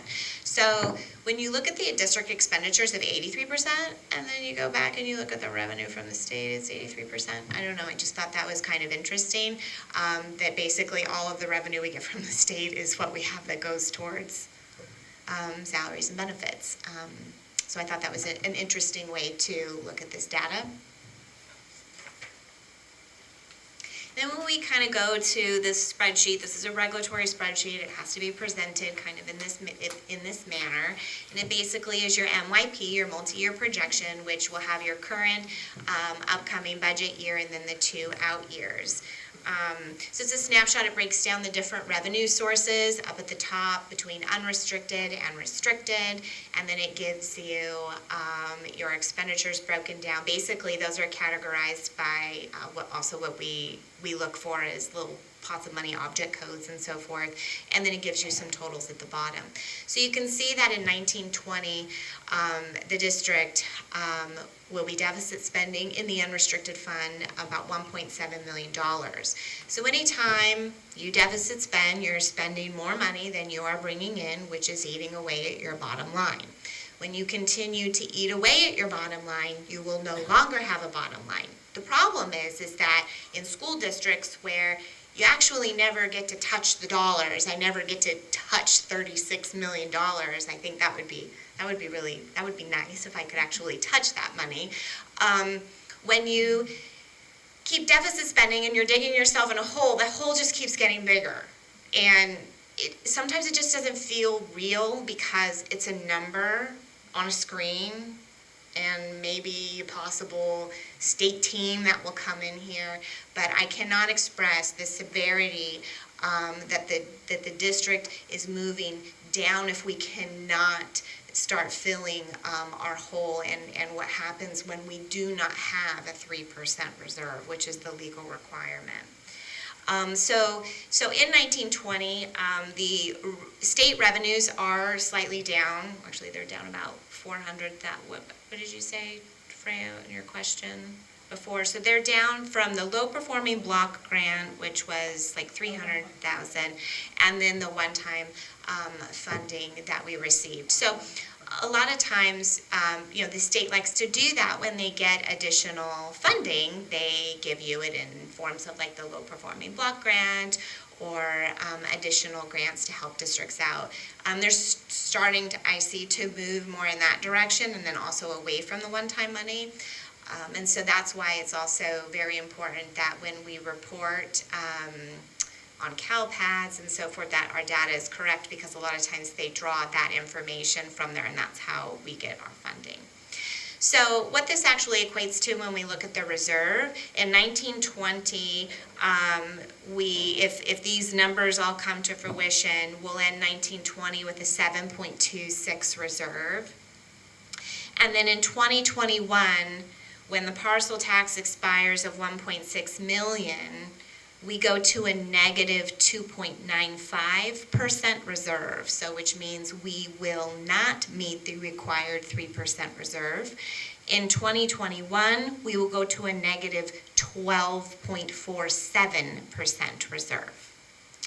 So this year, we're getting ready to begin closing the books process, and you can see that we probably will finish around that 10%. But you can see how fast when you have the deficit spending. So you show a deficit spending in 1920 of 1.7, and then in 2021, if everything remains the same, just under 4 million, and then 3.8. That is totally eating away at your bottom dollars, and then obviously dipping you below your 3% required reserve. So I report, I'm trying to bring this, we usually report on 3 years. I keep 5, so I'm settled in the middle. I'm going to bring you 4. So when we look at the 4-year outlook, you can see in 1920 that we have about $1.5 million over that 3%. And then what those negatives actually equate to are in dollars, are on the bottom in red. So in 2021, when the parcel tax expires, we will be a negative 2.4. And that negative 2.4 is under the 3%. So if we basically got that 2.4, then we're just back at 0. And then you jump to 6 million, and then just under 10 million. So the parcel tax currently that is expiring in June of 20 is for $150 a parcel, and it brings in about $1.6 million in revenue. So as you can see, there still needs to be some budget reductions to bring us back to be at least at that 3% if the board decides to go out for an additional parcel tax or a renewal. But what I can tell you is as grim as these numbers look, they can change fairly rapidly. And they can change rapidly with sometimes little effort. So at second interim, that 2.4 was 2.7. So with some budget reductions that were put into the budget for 1920, have this compounding effect, which obviously raises the ending fund balance in both years. And so we see that, we cut like $300,000, and you can see, I didn't actually put, I should have probably put so you could see that better, what happens in 21 and on. Just to kind of give you an idea, if we go out for a parcel tax renewal at 150, in 2021, that 2.4 will become a negative 752,000. In 21-22, it'll be about a negative 3 million, and then in 22-23, it's about a negative 5 million. So even with the parcel tax, we're in the red? Even with a parcel tax renewal at 150, you're in the red. So when I play around with numbers, because that's what I do, what gets you, what gets you to green, right? Or what gets you to 0.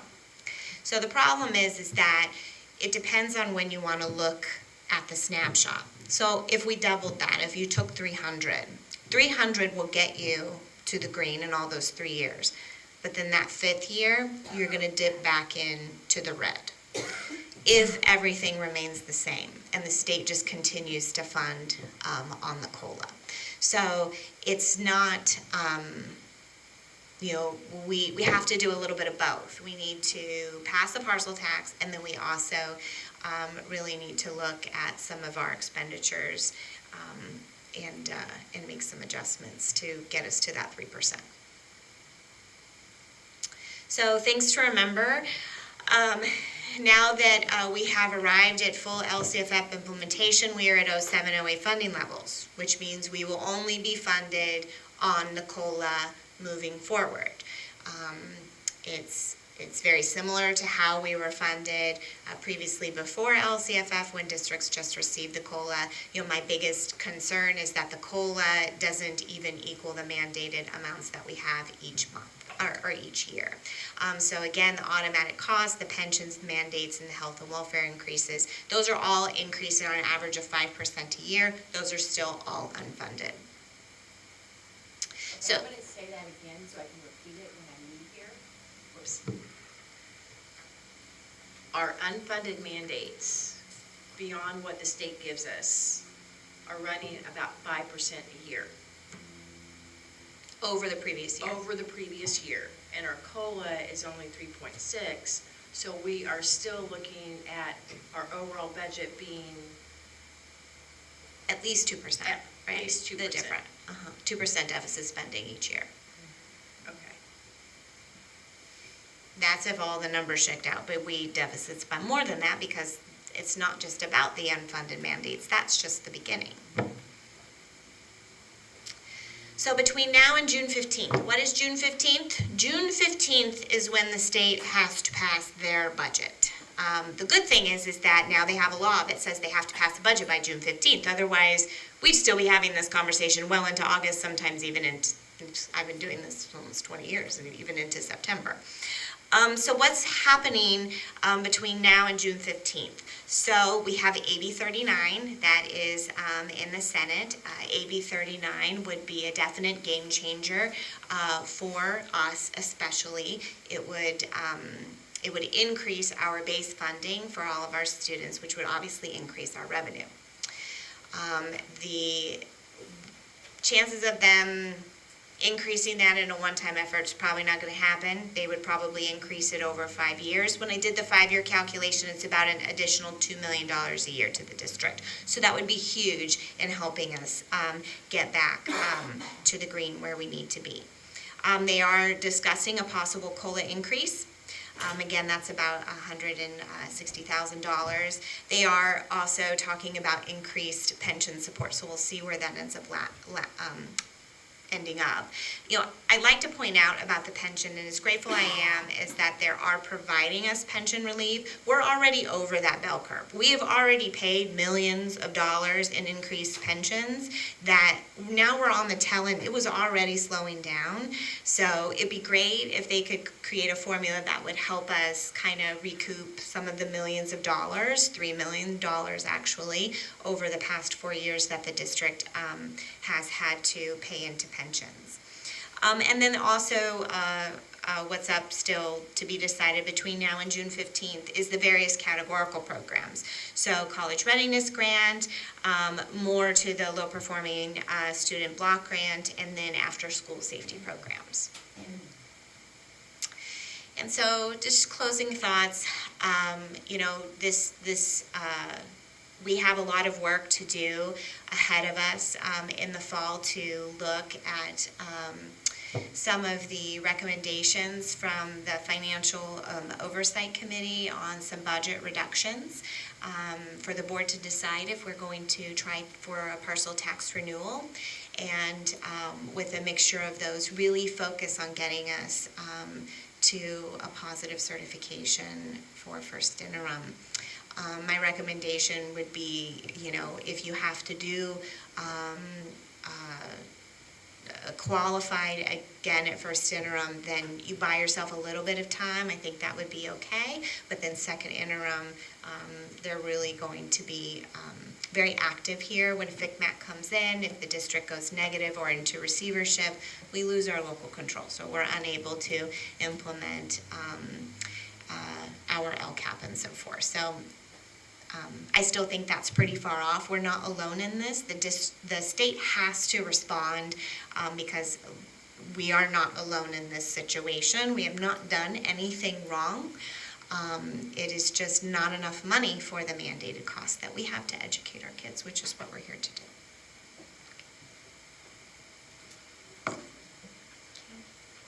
Thank you very much, Crystal.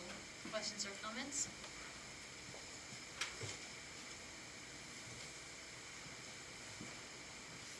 I'll just make a comment to thank you, similar to Joy, making, I think, look, I won't say easy, because clearly it's very apparent the difficulty of the situation that we're in, and your leadership in helping us to understand that and to manage that and be prepared for the, decisions over the next several months that we'll be looking at, I think is really critical.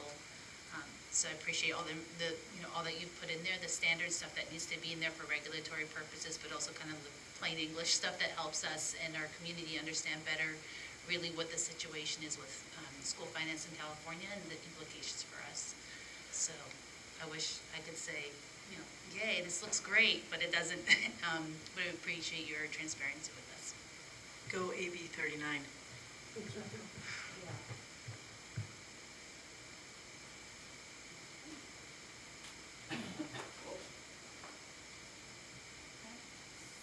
Brings us to item number 12, discussion items. So this is the part where we do public hearings for a couple of these items that we just discussed. So we will do that. Okay, specifically, we'll start with item 12A, public hearing for the 2019-2020 Local Control Accountability Plan. It's hereby open. So if there are any comments, they may come to the podium.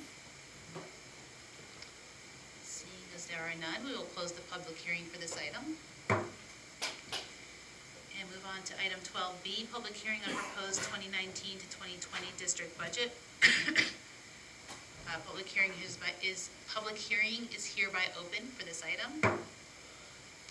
Seems there are no comments on this item from the public for the hearing, we will close this hearing as well. Okay. And thirdly, the public hearing on excess reserves and disclosure. I will open the public hearing and maybe have a comment, just an explanatory comment about what this is. Maybe we'll introduce that first and then do the public hearing. So the state thinks that districts have a lot of excess money, and so they enacted this new education code that's based off of what districts, what they feel is a reasonable amount the district should have as far as an ending fund balance. So anything that's over their 3%. So what is before you is the actual minimum of the 3% reserve, which is just, the way you figure that out is just 3% of what your expenses are. So that's the amounts that are under the report proposal. And then of the next 3 reporting years, we have 1 year where we are in excess of that minimum 3%, which is that $1.5 million. Questions or comments from the board? Okay, seems there are none, we'll open the public hearing. Seems there are no comments from the public on this topic, we'll close the public hearing. And we'll move on to item 13, communications. We'll start with board members. We'll start from the right now. I want to talk about positive things like the wonderful Los Listos graduation that I saw yesterday, but I feel like first I have to say something about the finances. Just because when I came on this board, we had just passed our first ever parcel tax, and it's still the only parcel tax that we've ever passed. And previously we've done polling and shown that we couldn't even pass that again. Remember, this parcel tax has to pass at 67%. This is not a majority. This is not even a super majority at 55%. This is a major majority. And if you sat down with a group of 10 kids and said, look, we're going to do something democratically, we're going to vote on this, and then 6 people voted we want something and 4 said no, you'd say, sorry, you don't win. They'd go, excuse me? I don't understand. But this is nonetheless the constraints that school districts have to do in order to raise local money. And so I just want to say thank you to this community for the amount of times that it has come out and supported us, and just make a plea for the future of this community, that we can continue to pass and renew this parcel tax, that we can call our governor right now, if you can, and ask him to support AB 39, which is passed through the Assembly and is currently moving through the Senate and is looking good in the Senate, but we don't know what the new governor is going to do. So just make a plea for all of us, and thank you to those who are already so active in our community and supporting our schools in so many ways. So really appreciate that. Now on to those beautiful children we saw yesterday, Los Listos. It brought me back to the days when my kids were graduating from preschool, and they are so much bigger now. It was a really wonderful event, and I really appreciated being able to be a part of it. Except for middle college, it was the last graduation that I hadn't been to in my 8 years here, so I feel like I've now seen all of the graduations. And Lizette and I got to shake hands and congratulate all of the graduates, and it was a really wonderful event. And then more graduations to come next week. Looking forward to that. Looking forward to the beginning of summer. And just want to say thank you to Miss Diana, who was honored here tonight. I was honored to have her for 4 years when my children each had her for 2.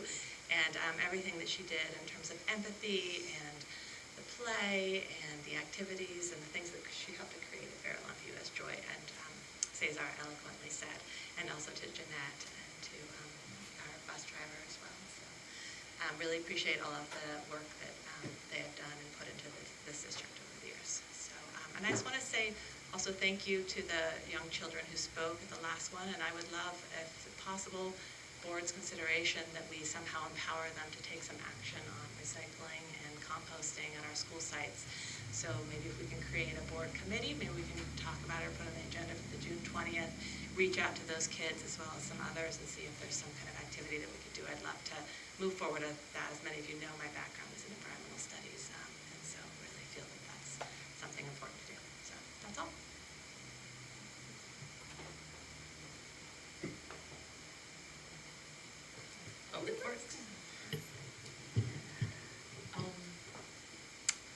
I also was with Freya, and first, happy belated birthday to Mr. Purcell, who was at the graduation and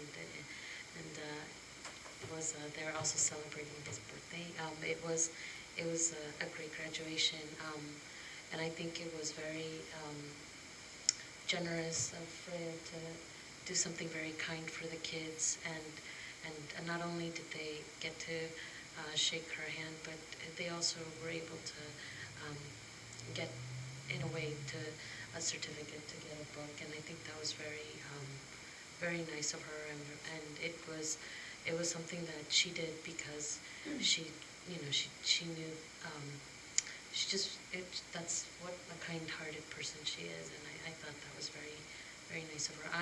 Besides the graduation, I haven't been to any other school sites, but school year's winding down, and I also am a mother, so it's I'm trying to balance that. But I also want to acknowledge all the teachers and their hard work. But I also, it's a fact that it's just getting harder financially for a lot of people, and I feel on the same bandwagon. I don't know if I'm going to be here for my entire term because it is very difficult to raise a family in the coast. So I just want to acknowledge that it is a struggle, and appreciate all the work they have done as well.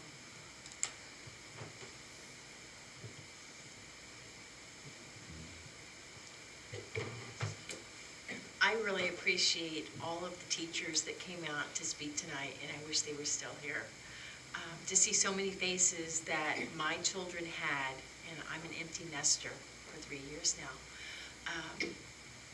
The reason I ran for this board is because of the quality public schools that we have, and it absolutely is every single teacher in this district. And I appreciate what the administrators are doing to support the teachers, because it really is about the kids. And it's just like this hairball in my throat, trying to figure out how do we work our way through this. So there's so much education, and I remember the years as a parent sitting in those seats and wanting to be an advocate for different student programs, and I get the chance to have the mic and talk about visual and performing arts and how much I care about it, but I am humbled by the work that the administrators do here. And I am humbled by what I am learning and how much energy goes into putting these budgets together in the LCAP. And I'm like, oh my gosh, am I going to have enough time to read all of this? And then my heart breaks, because really the majority of our parents don't see behind the curtain. And just a sincere thank you to everyone who actually is working here. I'm looking forward to graduation, and I still know some of the kids in the system, so that's going to be just a total kick for graduations this next week. One last item is a thank you for one of the rocks of this district, and that's for Crystal Leach.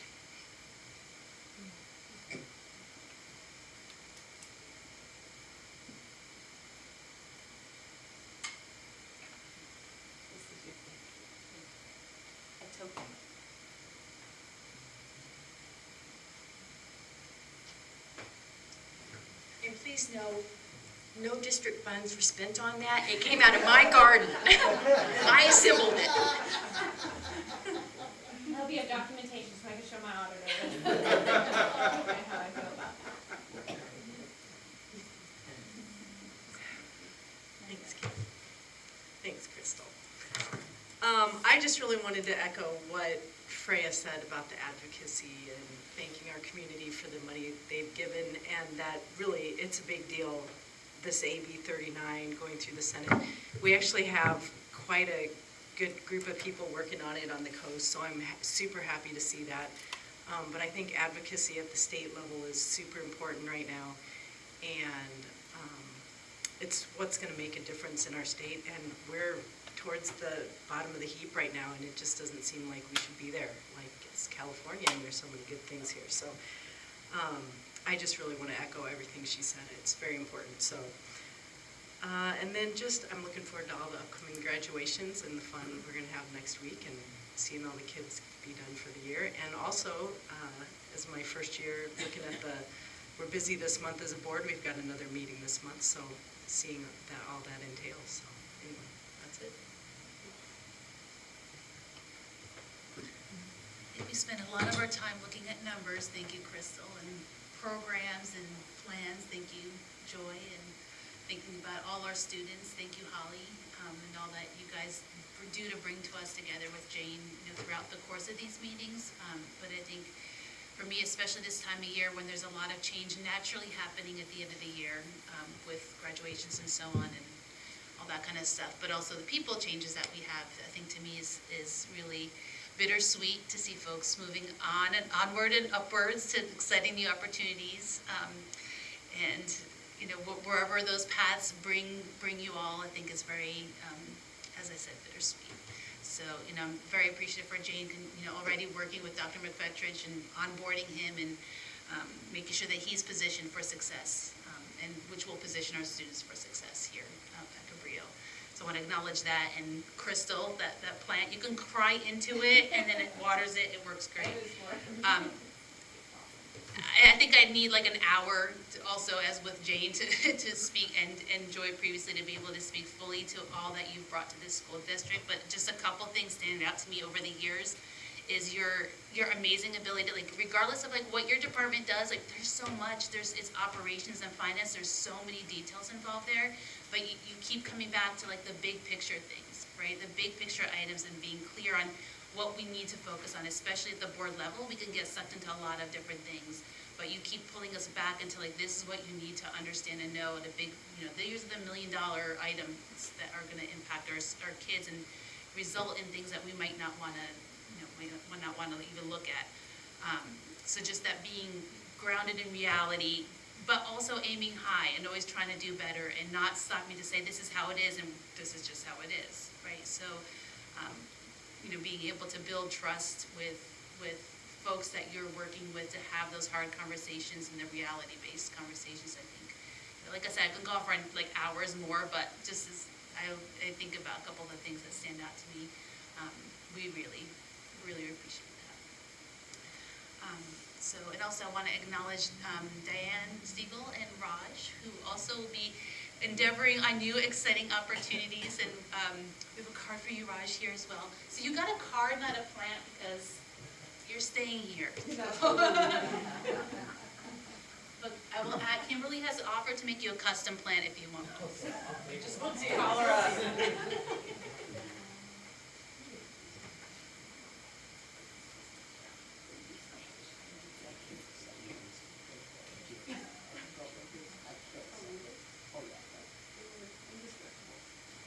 So again, just for Raj and Diane as they move on to their new adventures, and fortunately Raj will have new adventures with our kids at Cunha next year. Just for your contributions that you've made over the years, not only to the students, but to the families and the community, I think has been so heartwarming to see, despite the challenges that we have and, the different resources and other factors, that you stuck through it and you innovate and you collaborate and you inspire and you continue to do so every day. So I'm excited for those math kids next year. We're going to love it. So thank you for that.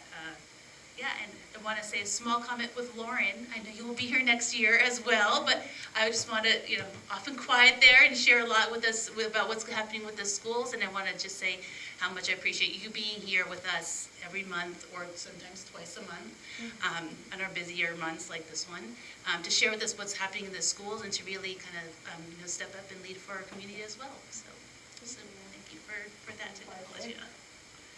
So what we're doing here is not easy. I think pretty much I say that every time, and folks here have commented on that challenge. And just thinking, every day we've got to endure, right? We try to teach our kids resilience, and I think as the grown-ups, it's sometimes hard to think about, to look at those numbers in red and to look at the challenges and the complexities that we face every day. And I just keep reminding myself every day we have a choice, to kind of like fold, throw in the towel, let fear take over, or find a way to find that kernel in ourselves and in each other that can help pull us together to make this happen and make this work. Because it's not just, I think you said, Crystal, it's not just like numbers. It's not just this abstract thing of like, oh, okay, the state comes out, like, no, really, there's implications for our kids every single day, and things that we can predict and things that we probably can't predict. So I just want to, just call to action that we can step up to that and make that happen for our students. So that's my piece. We'll pass it to, I guess next is, let's forget if it's Jane or Lauren. Lauren first, and then Jane. So pass it to Lauren. Hello, happy almost Friday, a few hours to go. These are the final school site reports of this school year. So El Granada kicked off its inaugural Arts and Science Week with great success. They had an art project day where students painted rocks, which are on display at the front of the school for all to enjoy. Students also participated in a field trip where they assessed sand crabs with Mr. Ciccone and his environmental science class, and of course, Arts and Science Day ended the week with students participating in a variety of art and science workshops throughout the day. Open house was also a lot of fun. The evening started with an ice cream social. The Half Moon Bay Library and Coastside Buzz were available to let families know about summer reading programs on the coast. In addition to all our classrooms being open to show all our students learning and growing, we also had a fabulous art show. And finally, we are looking forward to our 5th grade promotion ceremony on June 13th at 8:30. Up on Kings Mountain, the last weeks of school are always packed, regardless of the size of the school. Kings Mountain students finished their CASP and SBAC state testing. Our 3rd, 4th, and 5th grade students did a terrific job staying focused, taking time, and checking answers as they worked through the assessments. May 19th was principal for the day, and that makes me nostalgic because I did that when I was in 5th grade. Principal/first grader Elizabeth arrived to school in the Kings Mountain Volunteer Fire Brigade truck, providing much needed help in classrooms during recess and lunch service. We had a school-wide assembly, a reflection and celebration of this year's Changing Perspectives learning on empathy and inclusion. Older students partnered with younger students to reflect through inquiry charts on the year's units: empathy, vision, dyslexia, dyscalculia, and autism. Activities included reflections on what makes me, me, our strengths and challenges, and Play-Doh and pipe cleaner models of our brain's wiring.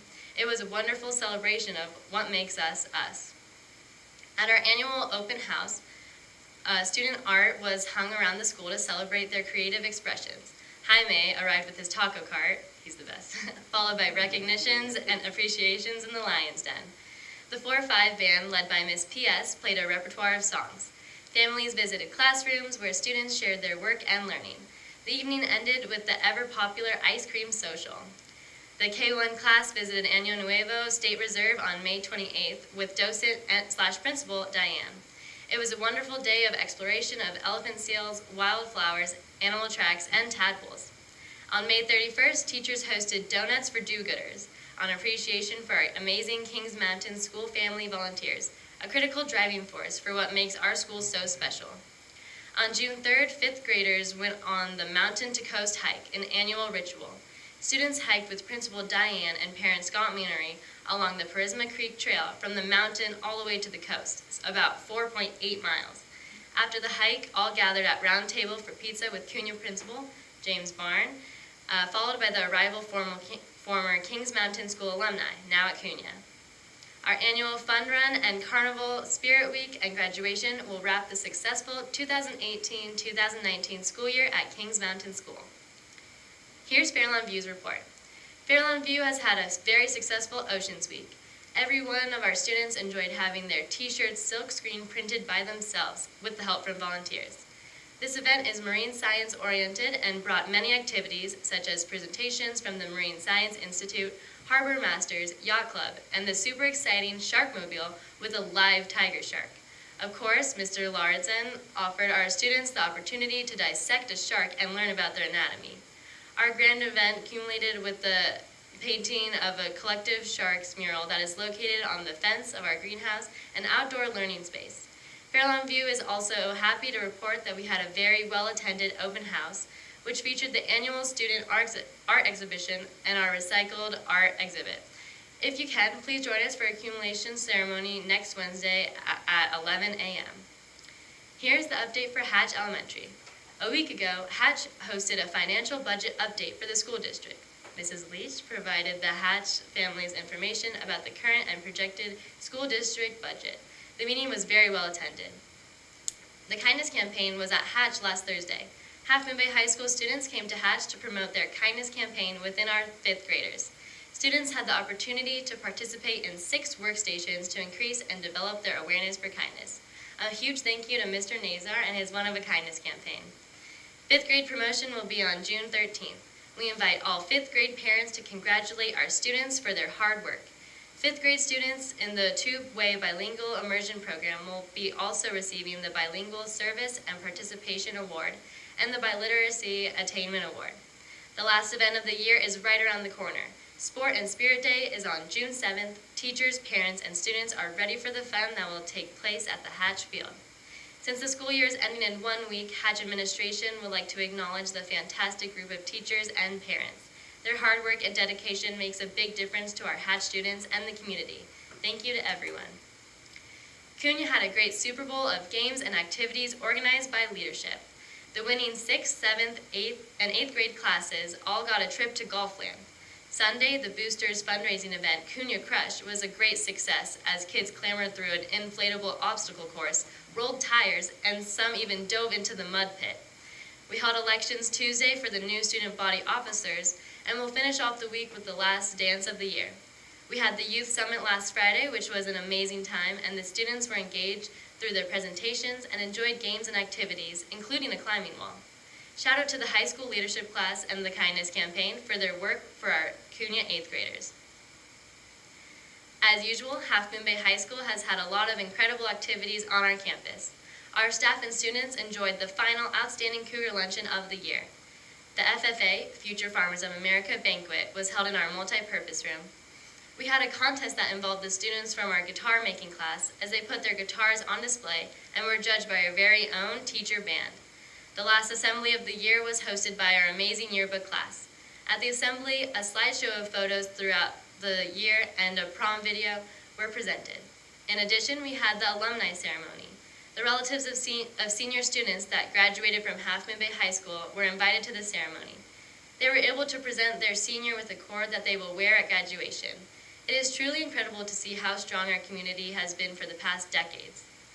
Speaking of yearbook, our yearbook is out. A huge shout out to the yearbook class for creating a beautiful token to remember this school year by. Some of our students went down to Cunha for the Youth Summit. It was a great event and we can't wait to welcome those 8th graders to our school next year. We had our annual talent battle where students were able to perform their talents such as singing, dancing, playing an instrument, magic, and we even had a motivational speaker. Just after the talent battle, leadership hosted our successful Sadie Hawkins luau dance right in our quad. We hung up string lights, gave every student a lei, played music on the speakers, and people danced the night away. Our art students put their artwork on display at the Coastal Arts League for local artists to enjoy and judge. The music concert, directed by the band teacher, Mr. Anderson, or Mr. Banderson, was lovely. Students that have had in the music department for all 4 years were presented with the cord to wear at graduation.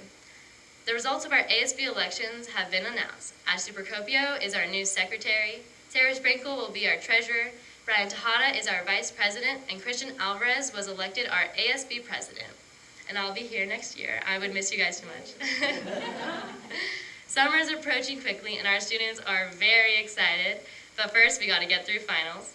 Our graduation will be in 1 week on June 13th, and thank you so much for a wonderful year. I'm really excited to continue working with you lovely ladies next year. I've enjoyed learning so much about the district and what's going on behind the scenes. Thank you. Thank you very much, Lauren. Over to you, Jane. So I'm going to be very short because I would echo pretty much everything that has just been said. We've got to get AB 39 passed. There's just no ifs, ands, or buts about it. It is what the state morally needs to do, fiscally needs to do. It's their obligation. Yes, I called the governor's office, so I have called and voiced strong support. We need to keep doing it because it is having an impact. Everyone I speak to says, oh, the Cabrillo, you people are up and you're calling, and thank you very much, because it's the leverage they need. And it is not going to be any one thing that brings this district back into fiscal solvency. It's not going to just be cuts. It's not going to just be parcel taxes. It's not going to, it has to be everything. And most fundamentally, it has to be the state of California acknowledging its state's rights constitutionally. Education is a state's right. Well, state, it's your right, now do it. And don't do it at the 41 level, the 5th largest economy in the world, funding at the 41st level in the United States.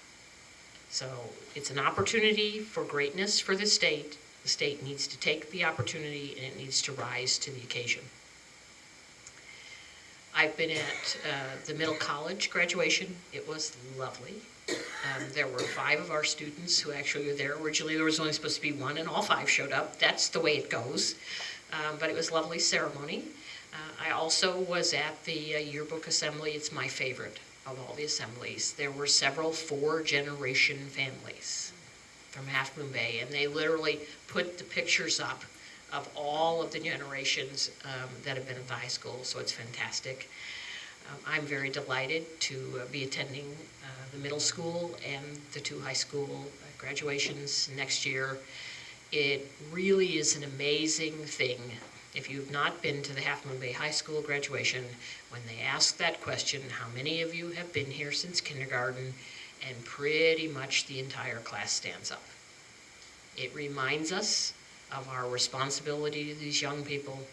It reminds us again how wonderful they are and how much all of us who work here, teachers, classified, I don't care who, if you work in this school district, you make an impact on these children.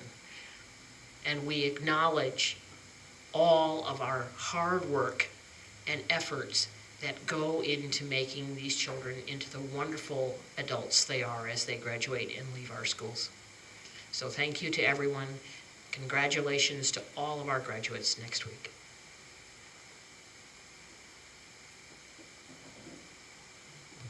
Thank you very much. That brings us to item 14, consent items. Do we have a motion to approve the consent items as presented? So moved. With a second? Second. All in favor, please say aye.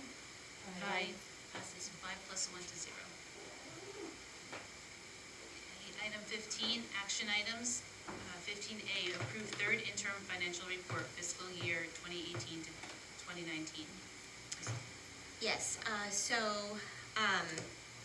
when a district has a qualified or a negative certification for a second interim, they are required to produce a third interim report. So this is the third interim report. The requirements for third interim are only for the current year, so they don't even really look at the out years where parcel tax goes away and where we start to see some of our challenges. So this is just a regulatory document that has to be presented and approved by the board. Questions or comments for Crystal? A motion to approve? So moved. A second? All in favor, please say aye. Aye. Passes 5 plus 1 to 0. Okay. Excuse me. 15B, ratify lease-back agreement with Block Construction for the Hatch Phase 3 Increment 4 project, Kinder Complex. Let's talk about some exciting things for the remainder of my action items. Over the past couple months, I keep bringing you small little pieces of this Hatch Kinder project, and so for the Kinder Complex. So tonight is kind of the last piece of that. It's actually the buildings, and then combined with the GMP that was brought for basically like the landscaping and the blacktop part of the project that was brought to you in the previous meeting. So this completes the entire Hatch modernization, which is the last piece. It's the Kinder Complex, which will be 5 classrooms, a playground, the area. That complete complex will be fenced, and then new blacktop for Hatch, and then also to finish the landscaping. So this is very exciting. The project is on schedule. It has been approved by DSA, which is huge, and the only part that I'm a little nervous about is definitely the blacktop completion this summer, because we pray for some good weather. There's not a lot of wiggle room with that part of the project. But already the beginning of the buildings are being built off-site, and then they will be brought in, and it's going to be a little bit over a year for completion. So it's very exciting. We will start to see a lot of movement over at Hatch very soon.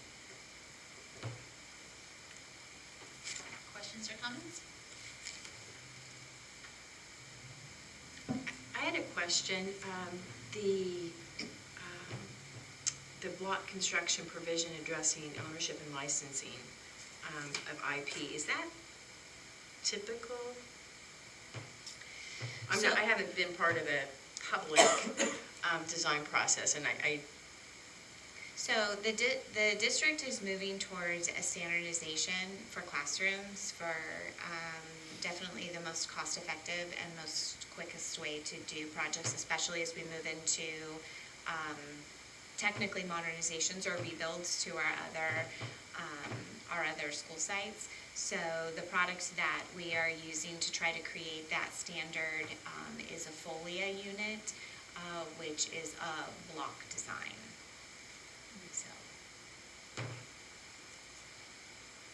So does that mean that we then, for any other site, if we want to use that configuration, we have to hire Black? So you could use any general contractor.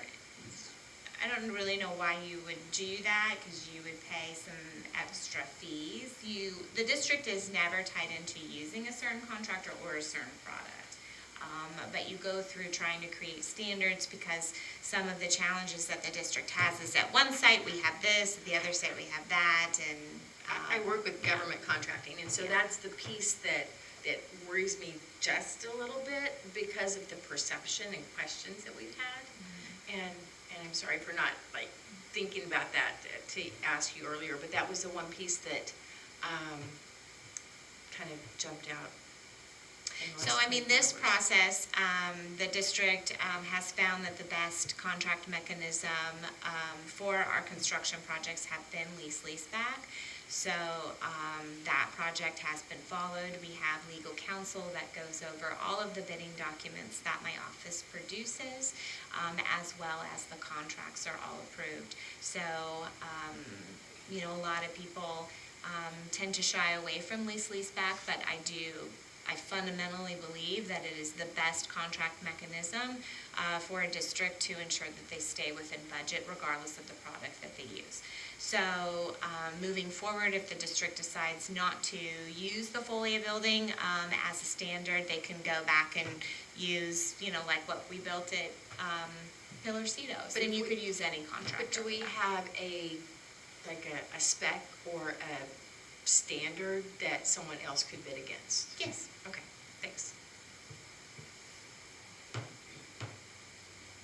Just had a question, Crystal, just in terms of timing, you indicated 1 year for the kinder complex, and then over this summer for the blacktop and the landscaping? Mm-hmm. Okay. That's my only question.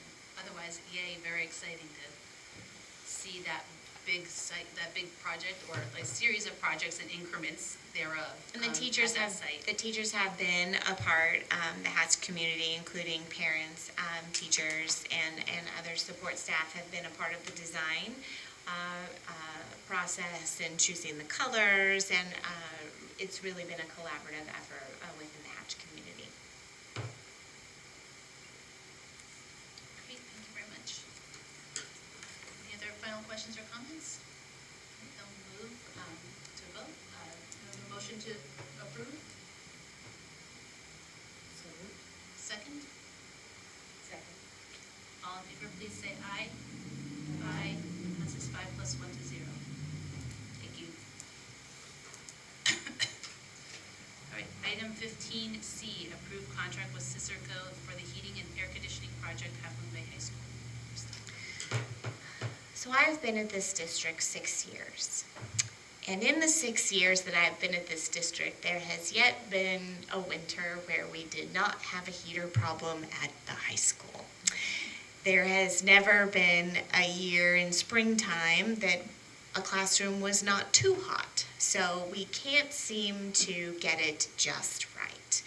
And, with the most recent bond passage, we've really tried to focus on a different system for the high school. And so the district teamed up with Cicerco, who is actually here they can speak to this project and answer any questions about the full replacement of the current boiler system that we have at the high school. So I'd like to invite Gabe Johnson, if you'd like to come up, and basically just kind of inform the board of how we got to this, how we did the audit, and moving forward, kind of what the project is, and all the great things that the district will benefit from. Good evening. So Cicerco began about 4 months ago with the district to perform an evaluation at the high school, specifically to identify all of those areas that are causing these comfort issues and these heating issues throughout the school. So our lead project manager and some of our other engineers spent that time investigating, analyzing, and understanding the systems that exist in the schools and coming up with the best solutions to solve these problems that currently exist. During that process, they went through a process of bringing in subcontractors to get competitive pricing, doing energy calculations so we could report back to the district what kind of energy savings the project would produce, and really coming up with a solution that would kind of re-inject some life back into the mechanical and HVAC systems in that particular facility. So now we're basically at the conclusion of that 4-month project development effort.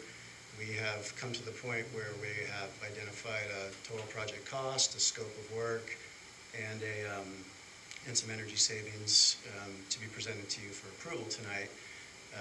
Specifically, what we're talking about is the high school has a main boiler system with boilers and pumps and piping that feeds out to all the other buildings, and there's valves and all kinds of things on the heating side.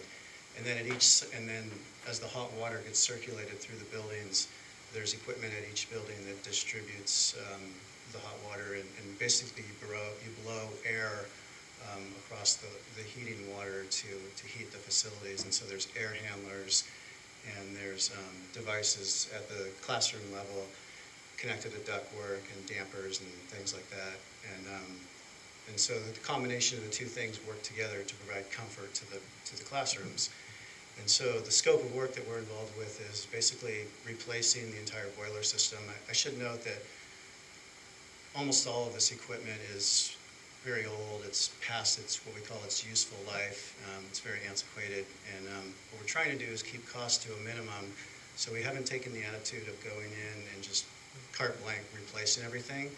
So in order to try to save costs, we're going to replace the boiler system. We're going to get new boilers, replace the valves, replace the electrical connections, put controls on the equipment so we can turn them on and off appropriately when they need to be. And a lot of the distribution equipment down below, or downstream I should say, is going to be refurbished. Like I said, valves will be replaced. Things that have failed will be replaced. But if they haven't necessarily failed to the point where they need to be replaced, then we're going to refurbish that equipment, clean coils, replace valves, put new sensors where they're needed, and basically extend the life of. We'll get everything back to running properly so that it can provide comfort and heating to the spaces, which will also extend the life of that building for 5 to 10 years, so that these issues that Crystal's been talking about will go away. So that's basically a summary of the project. So on average, over the past several years, we probably spend around $50,000 in just repairs on that boiler system up there. And last year was probably our worst year, where we were just constantly having failures. And the boiler system that is currently up there, you can't even buy parts for the current system. And so the goal of this project, like Gabe had mentioned, was to buy us some time to stop basically bleeding this money out, because obviously we will be working on the high school in the next few years. But we cannot go another winter without heat like we had to this year for just too long. Too many days too long. Thanks, Gabe.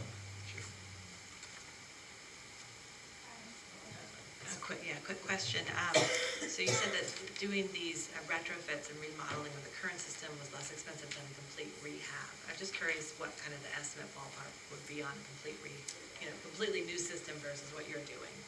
Yeah, we didn't go through the full exercise of the replacement, but I think it's safe to say you'd be looking at 3x cost. So about $6 million. I mean, that's a rough guess, but I mean, kind of a rule of thumb is something like that. Okay.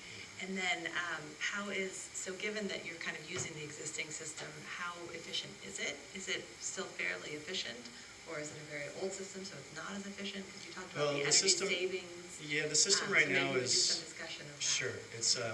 It's operating inefficiently because there's a lot of parts and pieces that aren't operating correctly.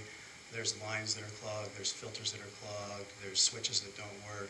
So because of all those failed parts and pieces, it's not operating efficiently. There's still good bones in the equipment, But what we need to do is get in there and replace all the broken stuff and clean everything out. And it's kind of like a car. If you drive a car for 100,000 miles and you don't put any maintenance into it, it's just going to get to that point where smoke's coming out and oil's leaking and all that. But if you put some money into it and kind of clean all those pipes out and replace the parts that need to be replaced because they're past their life, then you're going to get another 50,000, 100,000 miles out of it. So it's kind of like that conceptually. The question is more directly to what is the comparison in terms of the actual energy efficiency of the system versus Yeah. what would be a new system? So is it super antiquated? Is it a very, very inefficient system? I'm just kind of curious. I don't know. It's a fairly basic system, so there's not a lot of intricacies in the way that it works. And what we find is some of this older equipment was actually designed pretty well, but it wasn't designed to last forever. The new boilers are going to be absolutely much more efficient than the old ones. So the old ones are terribly inefficient. They're made smaller and much more efficient nowadays. So the district will get brand new, more efficient boilers, and that's a good chunk of where the energy savings will come from. This project will save the district about $10,000 a year in operating costs through energy efficiency alone.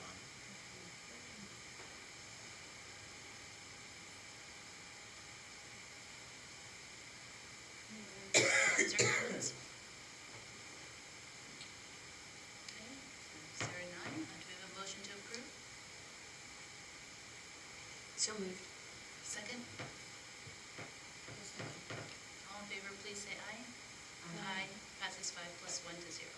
Thank you. Thank you. We're Thank looking you very forward to much. working with the district. Thank you. All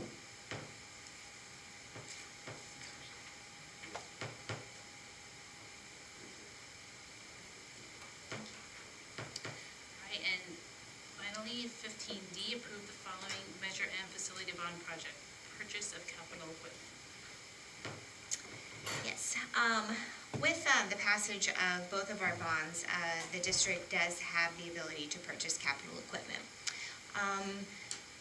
I feel like the best practice when purchasing capital equipment, especially when you have large bond sales, as the district is so fortunate to have, is to make those purchases with interest earned on those sales, because then it doesn't really affect the bottom dollar line on what the projects, the major constructions and modernizations are going for. So the capital equipment that I'm bringing to you tonight to purchase is the purchase of 4 work trucks for our maintenance, operations, and grounds crew at the district. The current vehicles that we have are in constant repair, and lots of funds go out for those repairs, as well as some of them actually can't be driven anymore due to safety concerns. In the past, the district has not been in a position to purchase brand new capital equipment, so in the past, the district has always purchased vehicles that are already 12 to 15 years old, that we, again, put Band-Aids on. So it's my recommendation that we purchase 4 brand new vehicles that will have a lifespan of at least 20 years. Questions or comments?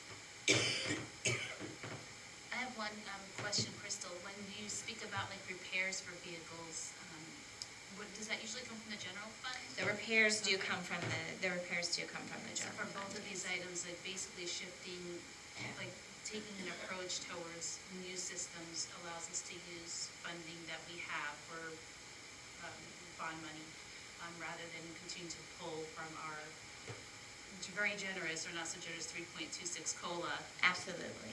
Funding situation scenario for what is really a facility. And I mean, in our maintenance guys do so good. I'll never forget, I'm sure probably, I'm just kind of in a reminiscing night tonight, I guess. I don't know, when Jane and I were getting ready to go to lunch, and we saw Jaime on top of his truck with like big glue and roof shingles. And there was a rust hole in the top of his truck that he was fixing by putting extra roof shingles on. So I mean, that is the level of you know, disrepair that we have. So, although if we purchase these, I will be bringing these vehicles back to you at another board meeting as obsolete items. We probably wouldn't even be able to give them away for recycling, but we will do our best, but, yes. Makes a lot of sense, thank you. Any other questions or comments? All right, do we have a motion to approve? So moved. Second? All in favor, please say aye. Aye. Passes 5+1 to 0. Thank you, Crystal.